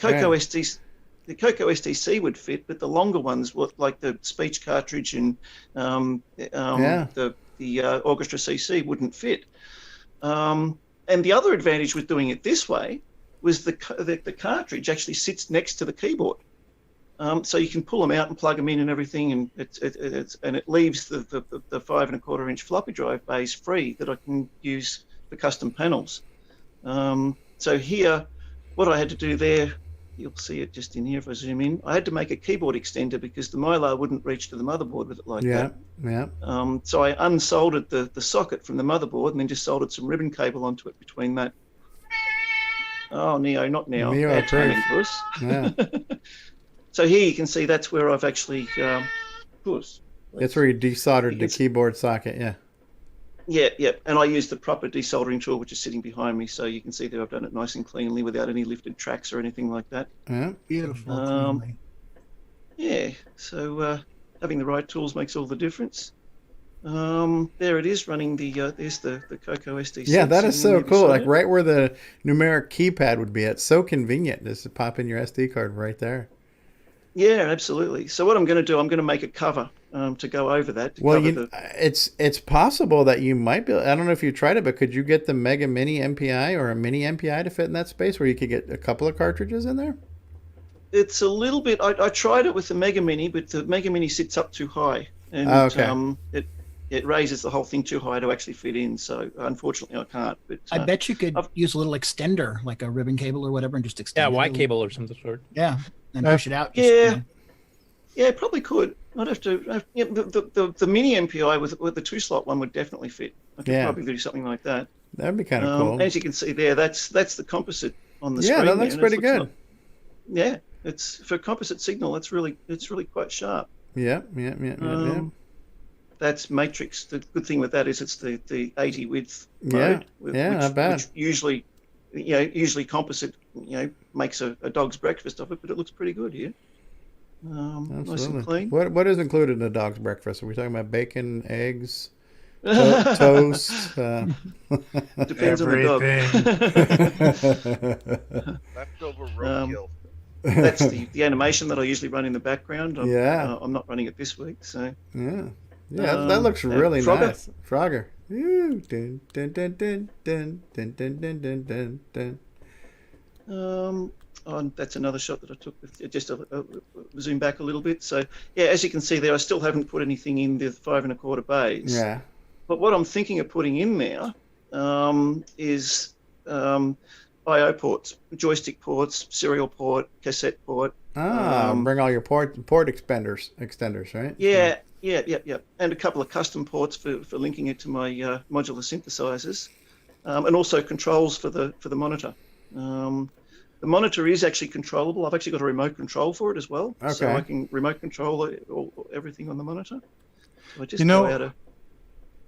I've hung an MPI off of 3 inches of ribbon cable before, and it worked just fine for multiple examples, which would really let you just plug 2 cartridges into that bottom floppy port there. And I thought of that. I thought of that, but I kind of prefer the idea of having the cartridge down here. That's an unlikely place for it. Yeah, and it also gives me. Then I've got these. Right, because it's not you got a big gaping hole next to your keyboard, and what the hell are you going to do with that space? So at least you're taking advantage of that space right there. Yeah. Yeah, I was thinking about putting in a numeric keyboard, but I thought, do I really need one? So and the right here, that's my desoldering tool. So it's a nice professional proper. That's right handy. Yeah. That looks really nice, David. What's the second half of that? The second half. Oh, here, that's soldering iron. Oh, you have a soldering iron to match your desoldering iron. Okay. Yeah, it's all in one unit. There's 2 separate sides. Oh, okay. So I have the right half of yours with the desolder pump in the right half, and not the left half. So I was confused. Yeah. Well, it came as a desolderer without the soldering iron half. But it looks exactly the same. Nimble says that those drive bays would make nice spare paper roll holder shelves for a TP10 printer. If you ran Nitro S9, where your SDC is now would be a great place for a trackpad. Trackpad. Yeah. Ooh. A koala pad. You can squeeze a koala pad in there, maybe? I don't know. So the Waco trackball. Trackball. Yeah, trackball. I used the Logitech trackball with Nitrous 9 for years on my TC9. Yeah, so you got options. And the keyboard fitted in there perfectly too. I've still got to properly mount the right hand side. It's a little loose, but it's the screws aren't in or anything yet. So because I'm still working on it. But yeah, the CoCo 3 keyboard actually fits in perfectly. So it all ended up come together quite nicely so far. That is super cool. Yeah. So I've always loved the look of the Model 4. So I just I love CoCo 3, the CoCos. So I always wished they had released a CoCo in the design of the Model 4 case. Well, the CoCo 4 prototype was kind of a little bit there with the built-in floppy drive, so it was a step in that direction. I like the case. I actually like the white Model 4 versus the silver Model 3 too. I mean, I like that look.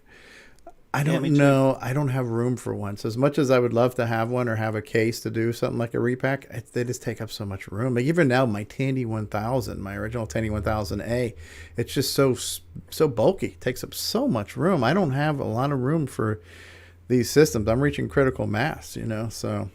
Yeah. When we had that discussion, like hardware versus emulators, one of the downsides of real hardware is it takes up a lot of freaking space. When I go to show you, what I got behind me, I got 4 giant freaking bins full of crap that I just acquired. So real hardware takes up space, man. One other thing I forgot to mention too is the speakers in this monitor are pretty good. So if I just turn the volume up here. Speakers too. You're cruel. Speakers in the monitor. Yeah. Well, who'd have thunk it? Actually, I'll just load up. I'll load up Frogger because it's got better. Yeah. I mean, that's the thing about the CoCo. It's not just the space it takes. It's not one thing. It's 18 different things that have to be plugged together correctly and maintained that way. Otherwise, you might explode something. Which you said that like it's a bad thing, man. You also said like you have some experience in the matter. I've exploded many. I can do the Dave Lab thing, but I'm going to restraining myself. Oh, I really like breaking things. So yeah. Well, how long before the kids move out? Yeah, right. And I've got a remote control there, so I can mute the sound, or I can bring up picture menus and everything. And nice. Things, so yeah, it's pretty cool. I'm pretty happy with how it's coming up. Now you need to incorporate that CoCo IR project that let the CoCo read infrared as well, and then you can go crazy. Control It was the an old CoCo from the rainbow. remote. Yeah. You could hook up an old IR receiver to your cassette port and do all kinds of fancy things. That is do an IR keyboard and stuff too. Yeah, that is a catchy tune, but that's no Crystal City. No, Crystal definitely City. not. Yeah, Crystal Highway. Oh, wow. That's cool, David. That's a really cool project. Good on you, mate. Good on you, mate. Who else had something to show and tell? Brian Schubring. Brian, the Music Man Schubring. You are muted right now, Brian. That is a giant PCB, by the way. That is huge. It's huge. I recognize that. I know what that is.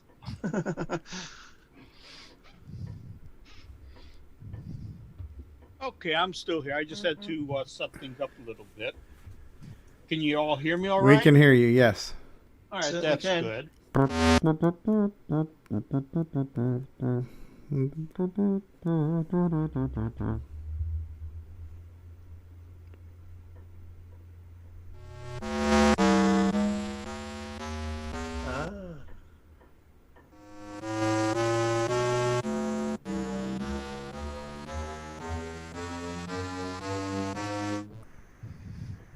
Is that the thing that David O'Connor has that turns... Yep, that's what it looks like. Yep, I picked one up myself and play with it. So having the computer audio coming out into the unit here. Where are those notes coming from? My synthesizers. Okay. So what I did is I wrote a real quick program that goes to the scales 1 through 12. Yeah. And randomly do the octaves, and then it just goes through. But you can, that's just using the play command on the CoCo in our slot. So that's one of the things that I'm doing. The other thing is rebuilding my tape player. I can't hear. Yeah, can you bring your microphone up a little bit, Ryan? Your voice level's really low. Yeah. Is that a little bit better? That's much better. Yeah. All right. Yeah. Yeah. My mic wasn't too high. Could That still be should be a little bit louder. better. That's much better. Yeah. Sorry about that, guys. Yeah. Yeah. No. This is just one my main acquisition, and the other thing I'm doing is rebuilding my tape recorder so that I can actually get the tape programs off of some tapes, and my one is too finicky for some of the tapes, so I have to rebuild the my cassette player. And I've got actually two of them, and I bought some extra belts for that. And I'm thinking about doing a video, a quick how-to video, a quick teardown and belt replacement of the CCR 82. Oh, neat. That's what I got going on right now. So, back to the... That's a catchy tune, Brian. Yeah, I bet. Have you experimented with the onboard synth on it yet, Brian? Oh, you mean talking this? Oh, yeah.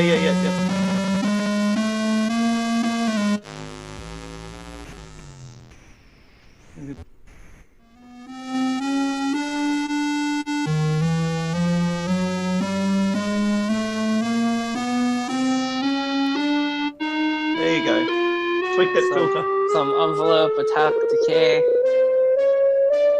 Yep. Sustain. Is it ASDR? ADSR, yeah. ADSR, yeah.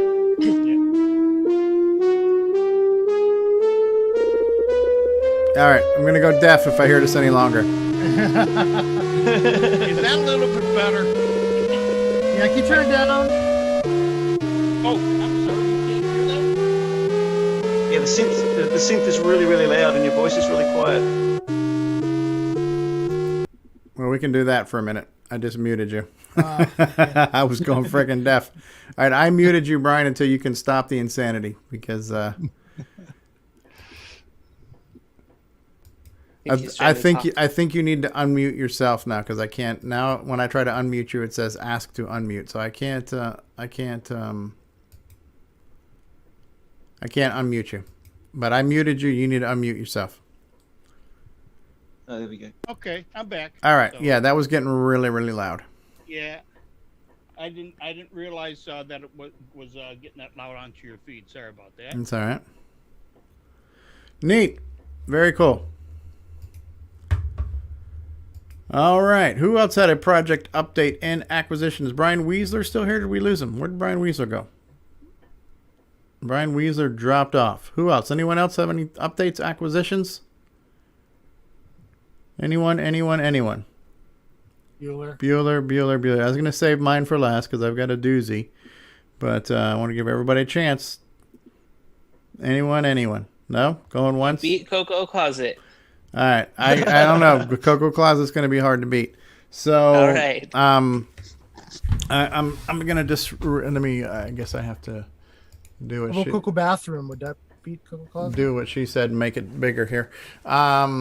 So, number one, behind me here, these 4 bins are the recent game consoles that I acquired on Father's Day. I got 4 complete retro game consoles with accessories and cartridges and all kinds of stuff. So it's an NES, a Super Nintendo, a Nintendo 64, and a Sega Genesis with Sega CD. I'm still troubleshooting some of them with power adapters or other things, but I'm slowly getting all those systems to life. So those are now just kind of sorted in bins. Over here, this is a little rack that I just put together today that's got a bottom shelf that can, I've got that spaced out where I can tuck my Tandy 1000 under there and other things. And then in the middle is my brand new Commodore monitor. That is a 1084S. So that is a color composite monitor that I think also has analog RGB input, and that's just a Dell VGA monitor. But that Dell VGA monitor also has composite and S-video and stuff like that. So this is a little stand here that I'll be able to test and connect a variety of retro systems very quickly and easily. Including a CoCo. Even a CoCo, right? Because it's color composite, right? So I can even do my... Well, the RGB analog on that works. Oh, with yeah. And better quality than the CMA. Right. So what I'm going to show you now, though, this is my pickup just from the other day, is what's in the box, bitch, right? So we got a whole big old box of stuff here. I haven't even seen all what's in this box. So we're going to look at this all live and on the air. So this is going to be a unboxing of my latest system. But I will tell you this, it is the winning retro system for those of you who know. I've said this for years. The Commodore 64 is an amazing machine. It's an incredible machine. It's fantastic. So... was that universal remote mute button working? So one of the things that we'll see here is, look at this. Dust cover. We have a dust cover. This is genuine. I believe they call this Naga hide, right? And I can't tell you how many Nagas they had to hide to get this here, but that's we got that. I got another one of these. I got another one. This one's got a little bit of a stain on it, but I got a couple of those. Okay. That looks like disk drive 1541. Oh, okay. Drive. Spare keyboard, I guess. Is that a? I don't know what the hell to do with that. Yeah, that's actually from the 64 C64C, which is the second model. Will it fit in the other one? I don't know.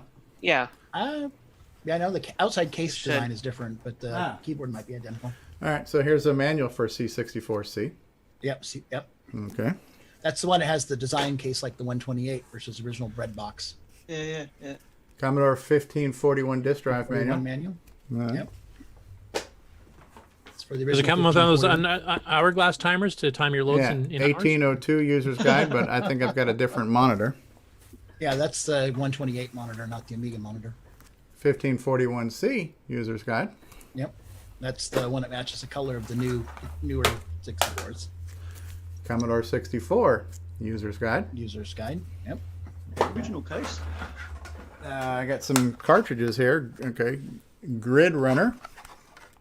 Yep, Hexware. Clowns. Le Mans. And balloons? Are there balloons? There's clowns. I don't know about balloons. It's looking like a plethora of cables. This is looking like a DIN to video cable of some form. There's a 7-pin DIN or something to a couple RCAs. Yeah, so we got the RCAs here. We got a couple of DINs here. Here a DIN, there a DIN. More cartridges. Okay, this is a Kickman. The Din of Commodore. Oh, this is the visible solar system. We can't show you the invisible solar system, but we will show you the visible one.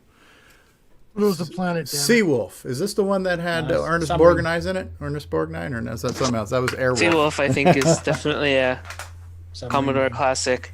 Okay.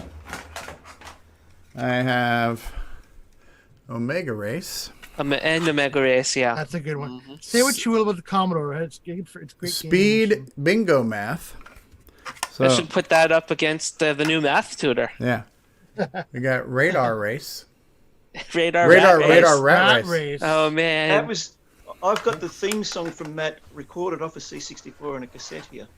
I love the theme song from that, the audio. All right, I don't know what the hell this is. This is a DIN to DIN cable, so something needs to get DIN. It's probably for your disk drive. Okay. Is it 6? If it's 6, it's for the disk drive.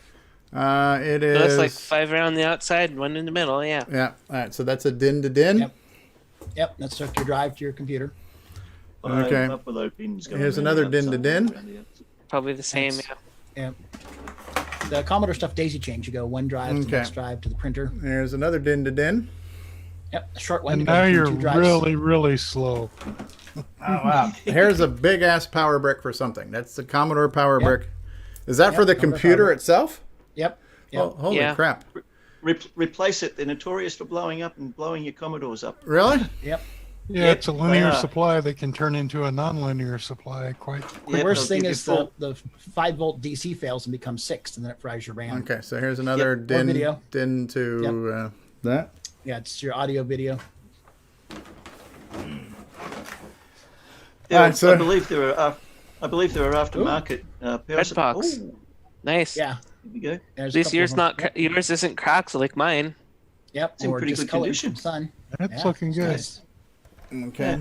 So where did the cartridges go? In the back here, or in the side? Where the hell did the cartridges In the go? back. The right side. The big one near the power switch. The right side. Over here. Yeah, that one. Okay. Okay, and so I'd imagine one of these DIN outputs is how you get your video, right? Yeah. Yeah. And then what are these edge connectors back here for in the back? There's a user port, and the one in the middle is a cassette port. There's a special cassette tape unit that goes with it. Unless you buy a third-party product from Cardco that lets you use a regular tape player. Okay. Oh my God! Holy crap! Okay, I got this. What is this? This is a VIC 1525 graphic printer. This is not the one Jim Brain was talking about, was it? I don't think so, but might be. Okay, that's a beast. What a din that thing makes.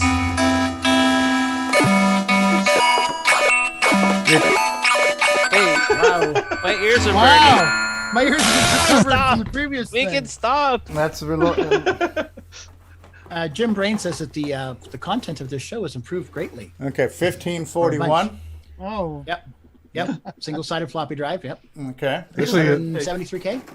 This thing is freaking heavy, dude, for a floppy drive. Holy crap! Yeah, it's a standalone computer. Yeah. It's got a 6502 in it. Transformer in the back. It's got a 6502 in it. Ooh, 6502. And a serial cable connecting that standalone computer to your Commodore. What is this? this? Be a floppy.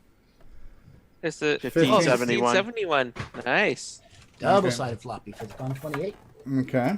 Fancy pants. I got another cartridge music machine. That one, I have that one, I think. I've got a VIC 20 cassette with VIC term. I have an important question. Oh, it's for you. 64 terms on the other term on the other side. The important question is, Stevie, are you keeping up with the Commodore? Because the Commodore is keeping up with you. Okay, here's holy.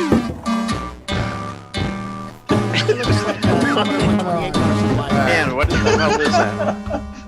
Oh, that's Brian Schubring. All right, sorry, Brian. There we I go. had to mute you, Brian. That music is not good Commodore or company music. Okay, is this for one of the floppy? Oh, this is for a C128 power supply. That's for the 128, yeah. Which I don't have.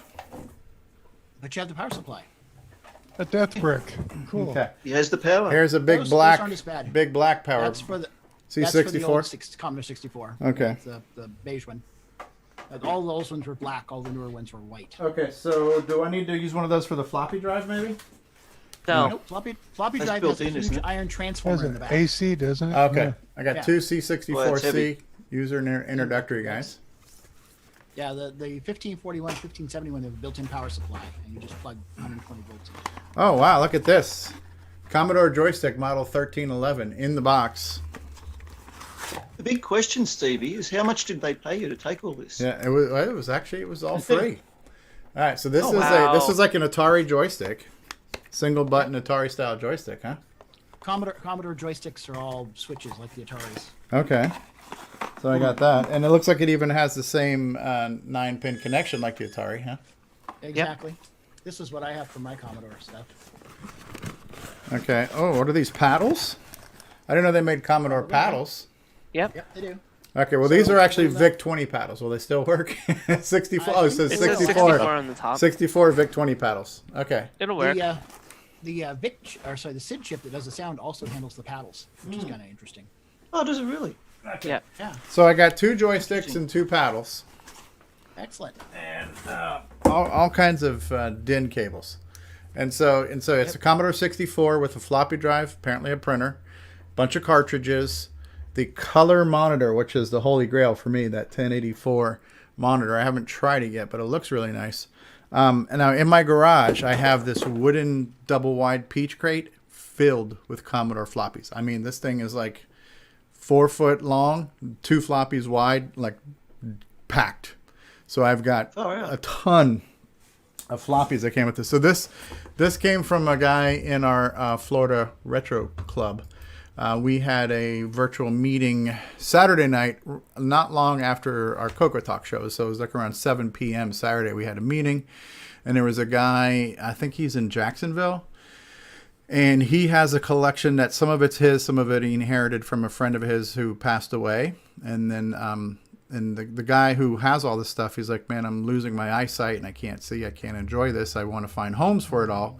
And so some other guys from our group who live down south, they drove through the country, and so they were going to pass this guy anyway, so they picked it up. Matter of fact, talking about floppies, 8.5-inch floppies. So the guy, he went to Virginia to meet somebody who was going to repair an 8-inch floppy he had, and it was cheaper, he was saying, to drive this to them than to pay for the shipping to have this floppy drive shipped properly. So he drove to Virginia to get an 8-inch floppy repaired for a vintage system.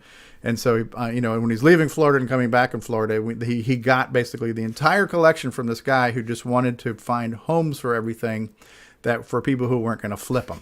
So I basically inherited an entire C64 system now that I picked up Friday at lunchtime, and I've now just seen it for the first time. So that's my big acquisition this week. So that's going to be following up with the announcement that this will be the last CoCo Talk, because the show is now switching to C64 Talk, and I'll see all you. Yeah, I'll see you losers later. Retro is going to be your big sponsor. Get out of here, losers! Next thing you know, he'll be watching. Next week's GameON challenge will be Jumpman. Next thing you know, he'll be watching Adrian Black and Jan Bita. Oh, Jan Nick, Bita? Nico, put The Last Ninja on your list there. No, I like Rick. I don't want to piss him off. It was nice knowing you, Stevie. Yeah, right. So, yeah, I have no idea what to do with that system. I'm going to check it out. The cartridges will hopefully be easy to turn on and check out. Don't know about the floppy part, but we'll figure that out. Just don't insert it when the computer's on. Oh, and also make sure your joysticks are plugged in before you turn it on. Don't plug and unplug them. Oh, really? Okay. Yes. Yeah. And also, I remember hearing recently, I was watching, I can't remember if it was Adrian Black or Jan Bita was talking about the keyboards are all interchangeable between the VIC-20 and all the Commodore 64 flavors. The 128, the +4, and all the other ones. Interesting. They all basically have the same exact keyboard. Not the same exact, but they're all interchangeable. So I'm going to have to let them know that I have the C128 power supply, because I think the C128 was in the stuff, and that's going to somebody else. So I might have a power supply that one of the other guys is going to need. So Anyways, so that was kind of neat. I'm really looking forward to checking out that color composite monitor because I've recently had my MC10 composite modded. I've got my Apple IIc that I haven't messed with that I can plug into composite. You know, I've got all these 8-bit and 16-bit game consoles that all support composite. So that little rack I set up with that little monitor now, that monitor is going to, you know, because it's a CRT too, you know, I'll be able to plug all kinds of stuff into that screen and get some good mileage out of that, you know. So nice. Yeah. How are we doing on time? We're have some fun with that. 3 hours and 35 minutes. How much news do you have, Curtis? You think it's 15 minutes worth of news? No, it's longer than 15. We'll wait till next week. Okay. Wasn't sure if we want to maybe squeeze in some news in the tail end. I got a quick acquisition I could throw in. It's not really CoCo related, but it is kind of Radio Shack related. Neither was my Commodore. So, how you doing, John Lowry? Pretty good. Coming to you from the new house. And give me 1 second to grab it. It's right over here. All right. And I'll be right back. Hey, Mike, why don't you go back in the closet for a minute? We'll see. Okay, I'll clear that back up. You ready? Today, live from Mikey's closet. You have an impressively organized and arranged collection there, Mikey. I'm quite jealous of that. So, I'm just jealous of the organization part of it because I can never do that. Okay, well, he's back. John Lowry's back. Freddie, who here has all seen the movie Apollo 13? Raise your hand. Heard of it? I'm sure every hand is going to go up. And you remember in the movie when remember when Marilyn Lovell was complaining to NASA about wanting to know what was going on, so they put a little speaker in her bedroom that had she could basically listen to the mission audio 24 hours a day, 7 days a week during the whole process. Well, if you remember the movie, it looked very similar to this here. Ah. Oh, wow. That's nice. And this is actually a Radio Shack realistic SP150 communication speaker that they used to sell with one of their ham radios. And if you look at the prop in the movie, they basically took a piece of aluminum tape to hide the realistic logo. Get over them. And printed out a meatball logo on a white square piece of cardboard. They printed out a meatball logo and stuck it on there, which I plan to do. And also I would like to put an MP3 player inside of it and load all the Apollo 13 mission audio. And that's cool. Put a button on the back or something. A button on the back, and it'll play the Apollo 13 mission audio through it. Ah, that's an awesome idea. I'll have a video when I do that mod. Cool. I had that speaker back in my CB days, and I never made the connection with Apollo 13 until just now. Yeah. Same here. Somebody posted that speaker. Somebody posted one, and I'm like, boy, that looks familiar. And then somebody pointed out where it came from. And it's called a Squawk Box. Squawk Box, exactly. And Fran from Fran Lab actually did the same. What I'm going to do with it, she didn't do the thing with the MP3 player, but she made it, look like the movie prop, which is what I plan to do too. So it's pretty cool. Little something I picked up that somebody posted in the Radio Shack forum, the All Things Radio Shack. I don't know who all here is part of that. Yep. So. Absolutely. When I saw that, I was like, "Oh man, I got to do that. I wonder if I can find one." And next thing I know, I'm on eBay paying for one. Yeah, eBay is like my porn hub. I spend way too much time on eBay looking at stuff. So, TMI, Stevie. TMI. Oh yeah, eBay is my porn. Cool, Mikey. Are we going to see another tour of the closet? Yeah. We got CoCo Closet Eddie over here. All right, let's see it. Flip to the right, Mikey. Not the wrong Mikey. Ah, here we go. This is everyone's favorite segment. Mikey shows us his closet. There you go. There's your C64 bin. Yeah. Mikey's going back in the closet. Let me get this guy out. You'll go far, Mikey. You'll go far. 100. Yeah, where's all the yelling at Mikey would go his Commodore 64. Yeah, how about that? And by the way, a great choice in Commodore systems down there at that Commodore, Mikey. Boots, man. Oh, David, I wanted to show you the door on the. Let me just take this down so it's a little easier to see. the door on the Timex Sinclair 2068 has a door, and there's a cartridge slot in there, and this is what the door on it looks like. Oh, to give you an idea. Yeah, that's the kind of thing that I had in mind. Something that lifts up where you can put the cartridge in and out. That's exactly what I had in mind. Yeah, on the 2068. So. Yeah, that's cool. Yeah, nice one. Yeah, also, I have a couple HP 100s, and we didn't look at the Apple IIc. Apple IIc, but this is the only Apple that I have. I guess this guy still works. Yeah, I got one and too. Yeah, CoCo Closet and Retro Closet. Should actually call it Retro Closet, but you know. Yeah. 8-bit closet. Yeah. Yeah. How many bits do I have? There's more than 8 actually. Now we're gonna have to do math. Yeah. Add up the bits. Yeah. Then I have all these IBM keyboards too. If you divide the bits by the coefficient of the Divide it by 0. Yeah. All right. Well, I think we had a good show today because we ended strong. We ended on the Commodore. So that's always a good thing. You have a chat room of angry people, Steve, just so you know. I've been saying this for years. The Commodore is an incredible system. It's an amazing, fantastic system. Fantastic people own Commodores. Amazing things going on with those Commodores. We'll see who comes back next week now. Incredible. Hopefully some of you guys will come back next week. It's an even better doorstop than the MC10. Oh, that's true. Really That's riling true. up everybody. So make doorstops great again. Yeah, I have 2 challenges right now. One of them is time. And the other one now is I have too many things that are falling in my lap all at once. I was just trying to get my MC10 going. I got the composite mod on my MC10. I bought a new capture device that reads in like component and composite and all kinds of stuff, and it captures that and outputs that as HDMI.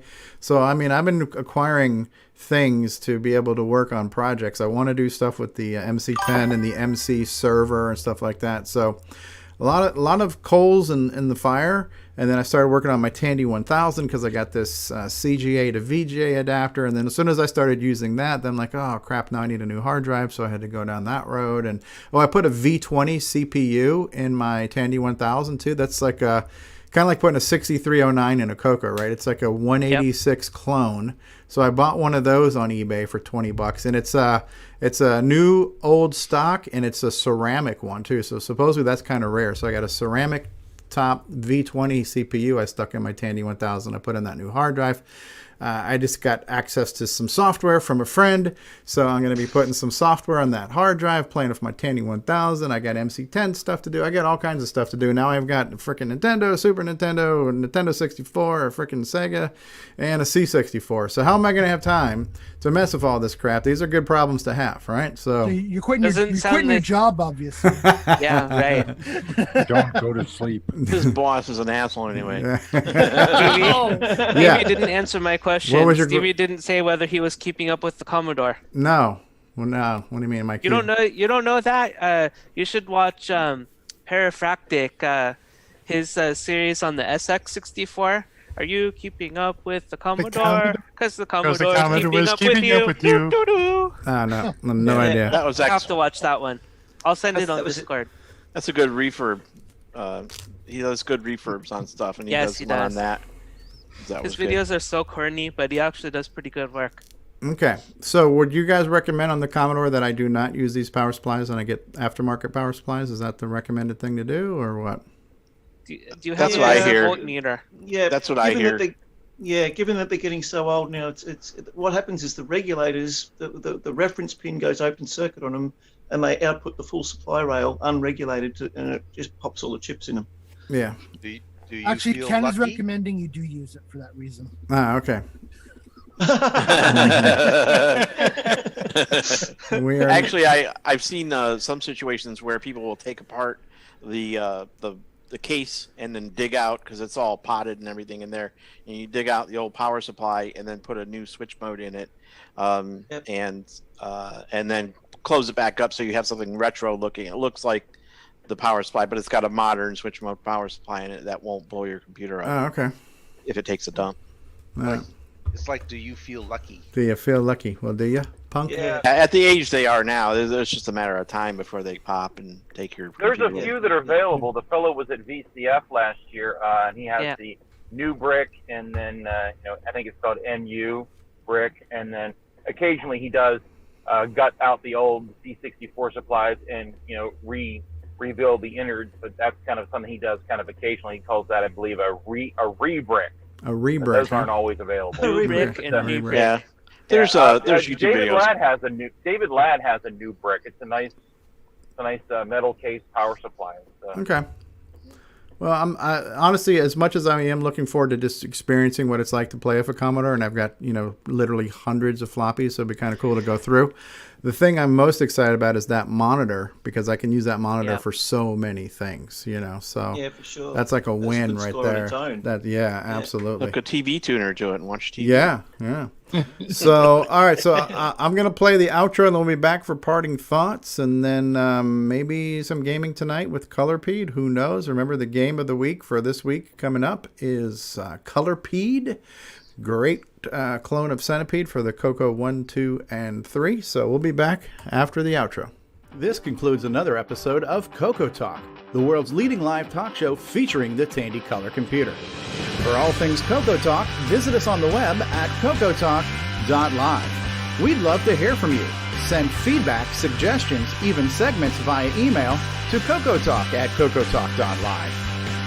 CoCoTALK is rocking the 8-bit world, keeping the Tandy flame alive. We may be mocked, but we'll never stop, 'cause CoCoTALK is rocking the 8-bit world.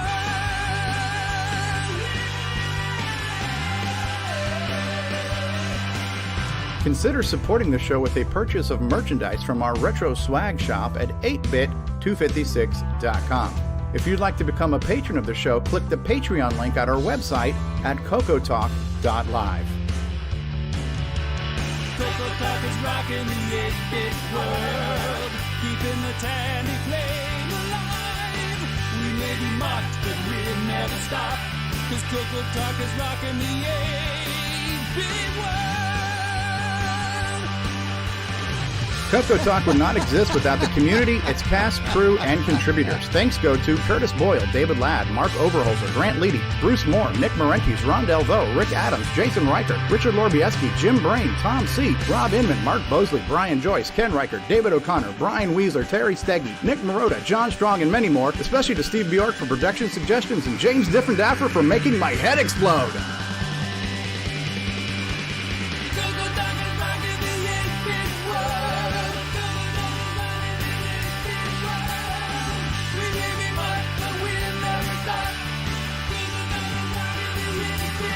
Please help support the CoCo community by visiting some of its various contributors. A list of resources is available at imacoconut.com. That's IMACOCONUT.com. The CoCoTALK theme song is copyright 2008 by D. Bruce Moore and Greg Sheeler. Mixed, mastered, and produced by D. Bruce Moore.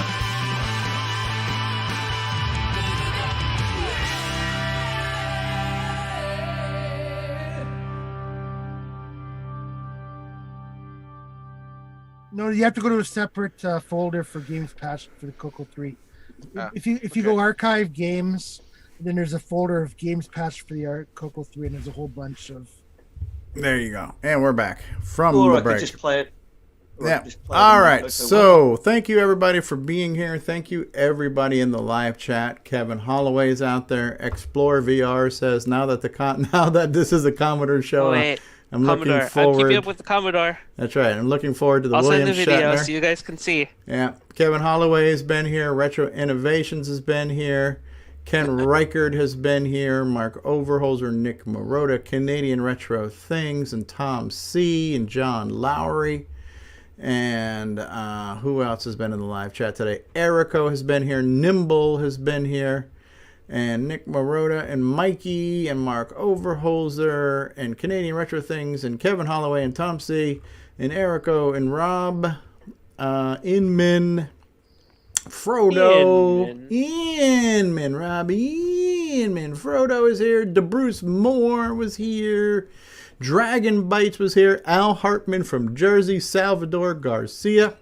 Ken Riker. David Lord. Oh my goodness, the people that have been here, it's just been insane. It's been incredible. It's fantastic. I've said this a million times. We've got an incredible audience, fantastic audience, amazing people who do incredible things. I've always said that about our audience. Incredible, fantastic audience.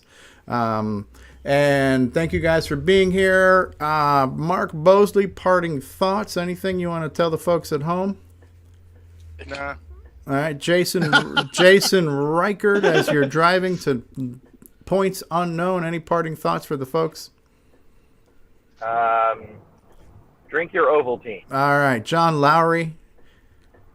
Adios. Adios. Mikey Furman, who we have everyone's favorite new segment to the show, Mikey's Closet. Michael Furman, host CoCo Closet, Retro Closet. That's right, host. Any final thoughts, Mikey? Go Commodore! Go. David O'Connor, final thoughts. Oh, I gotta go and eat some Vegemite in a minute. All right, crikey. Rick Hewlin, parting thoughts for the folks at home.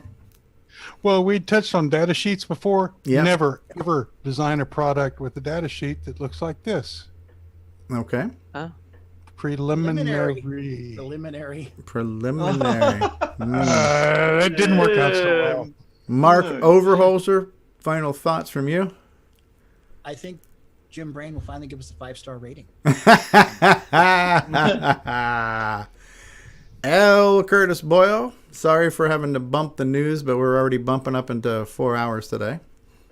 No problem. I just want to congratulate you on the wide variety of doorstops you managed to acquire.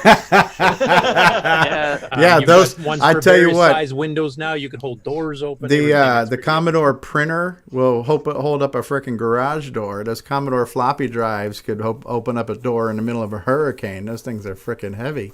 Holy crap! Gotta jack up that card. That's right. If I need to change the tire, I can put a Commodore floppy drive underneath the car there. So. Oh, man. All right, guys, we're going to press the button. Say goodbye, everybody.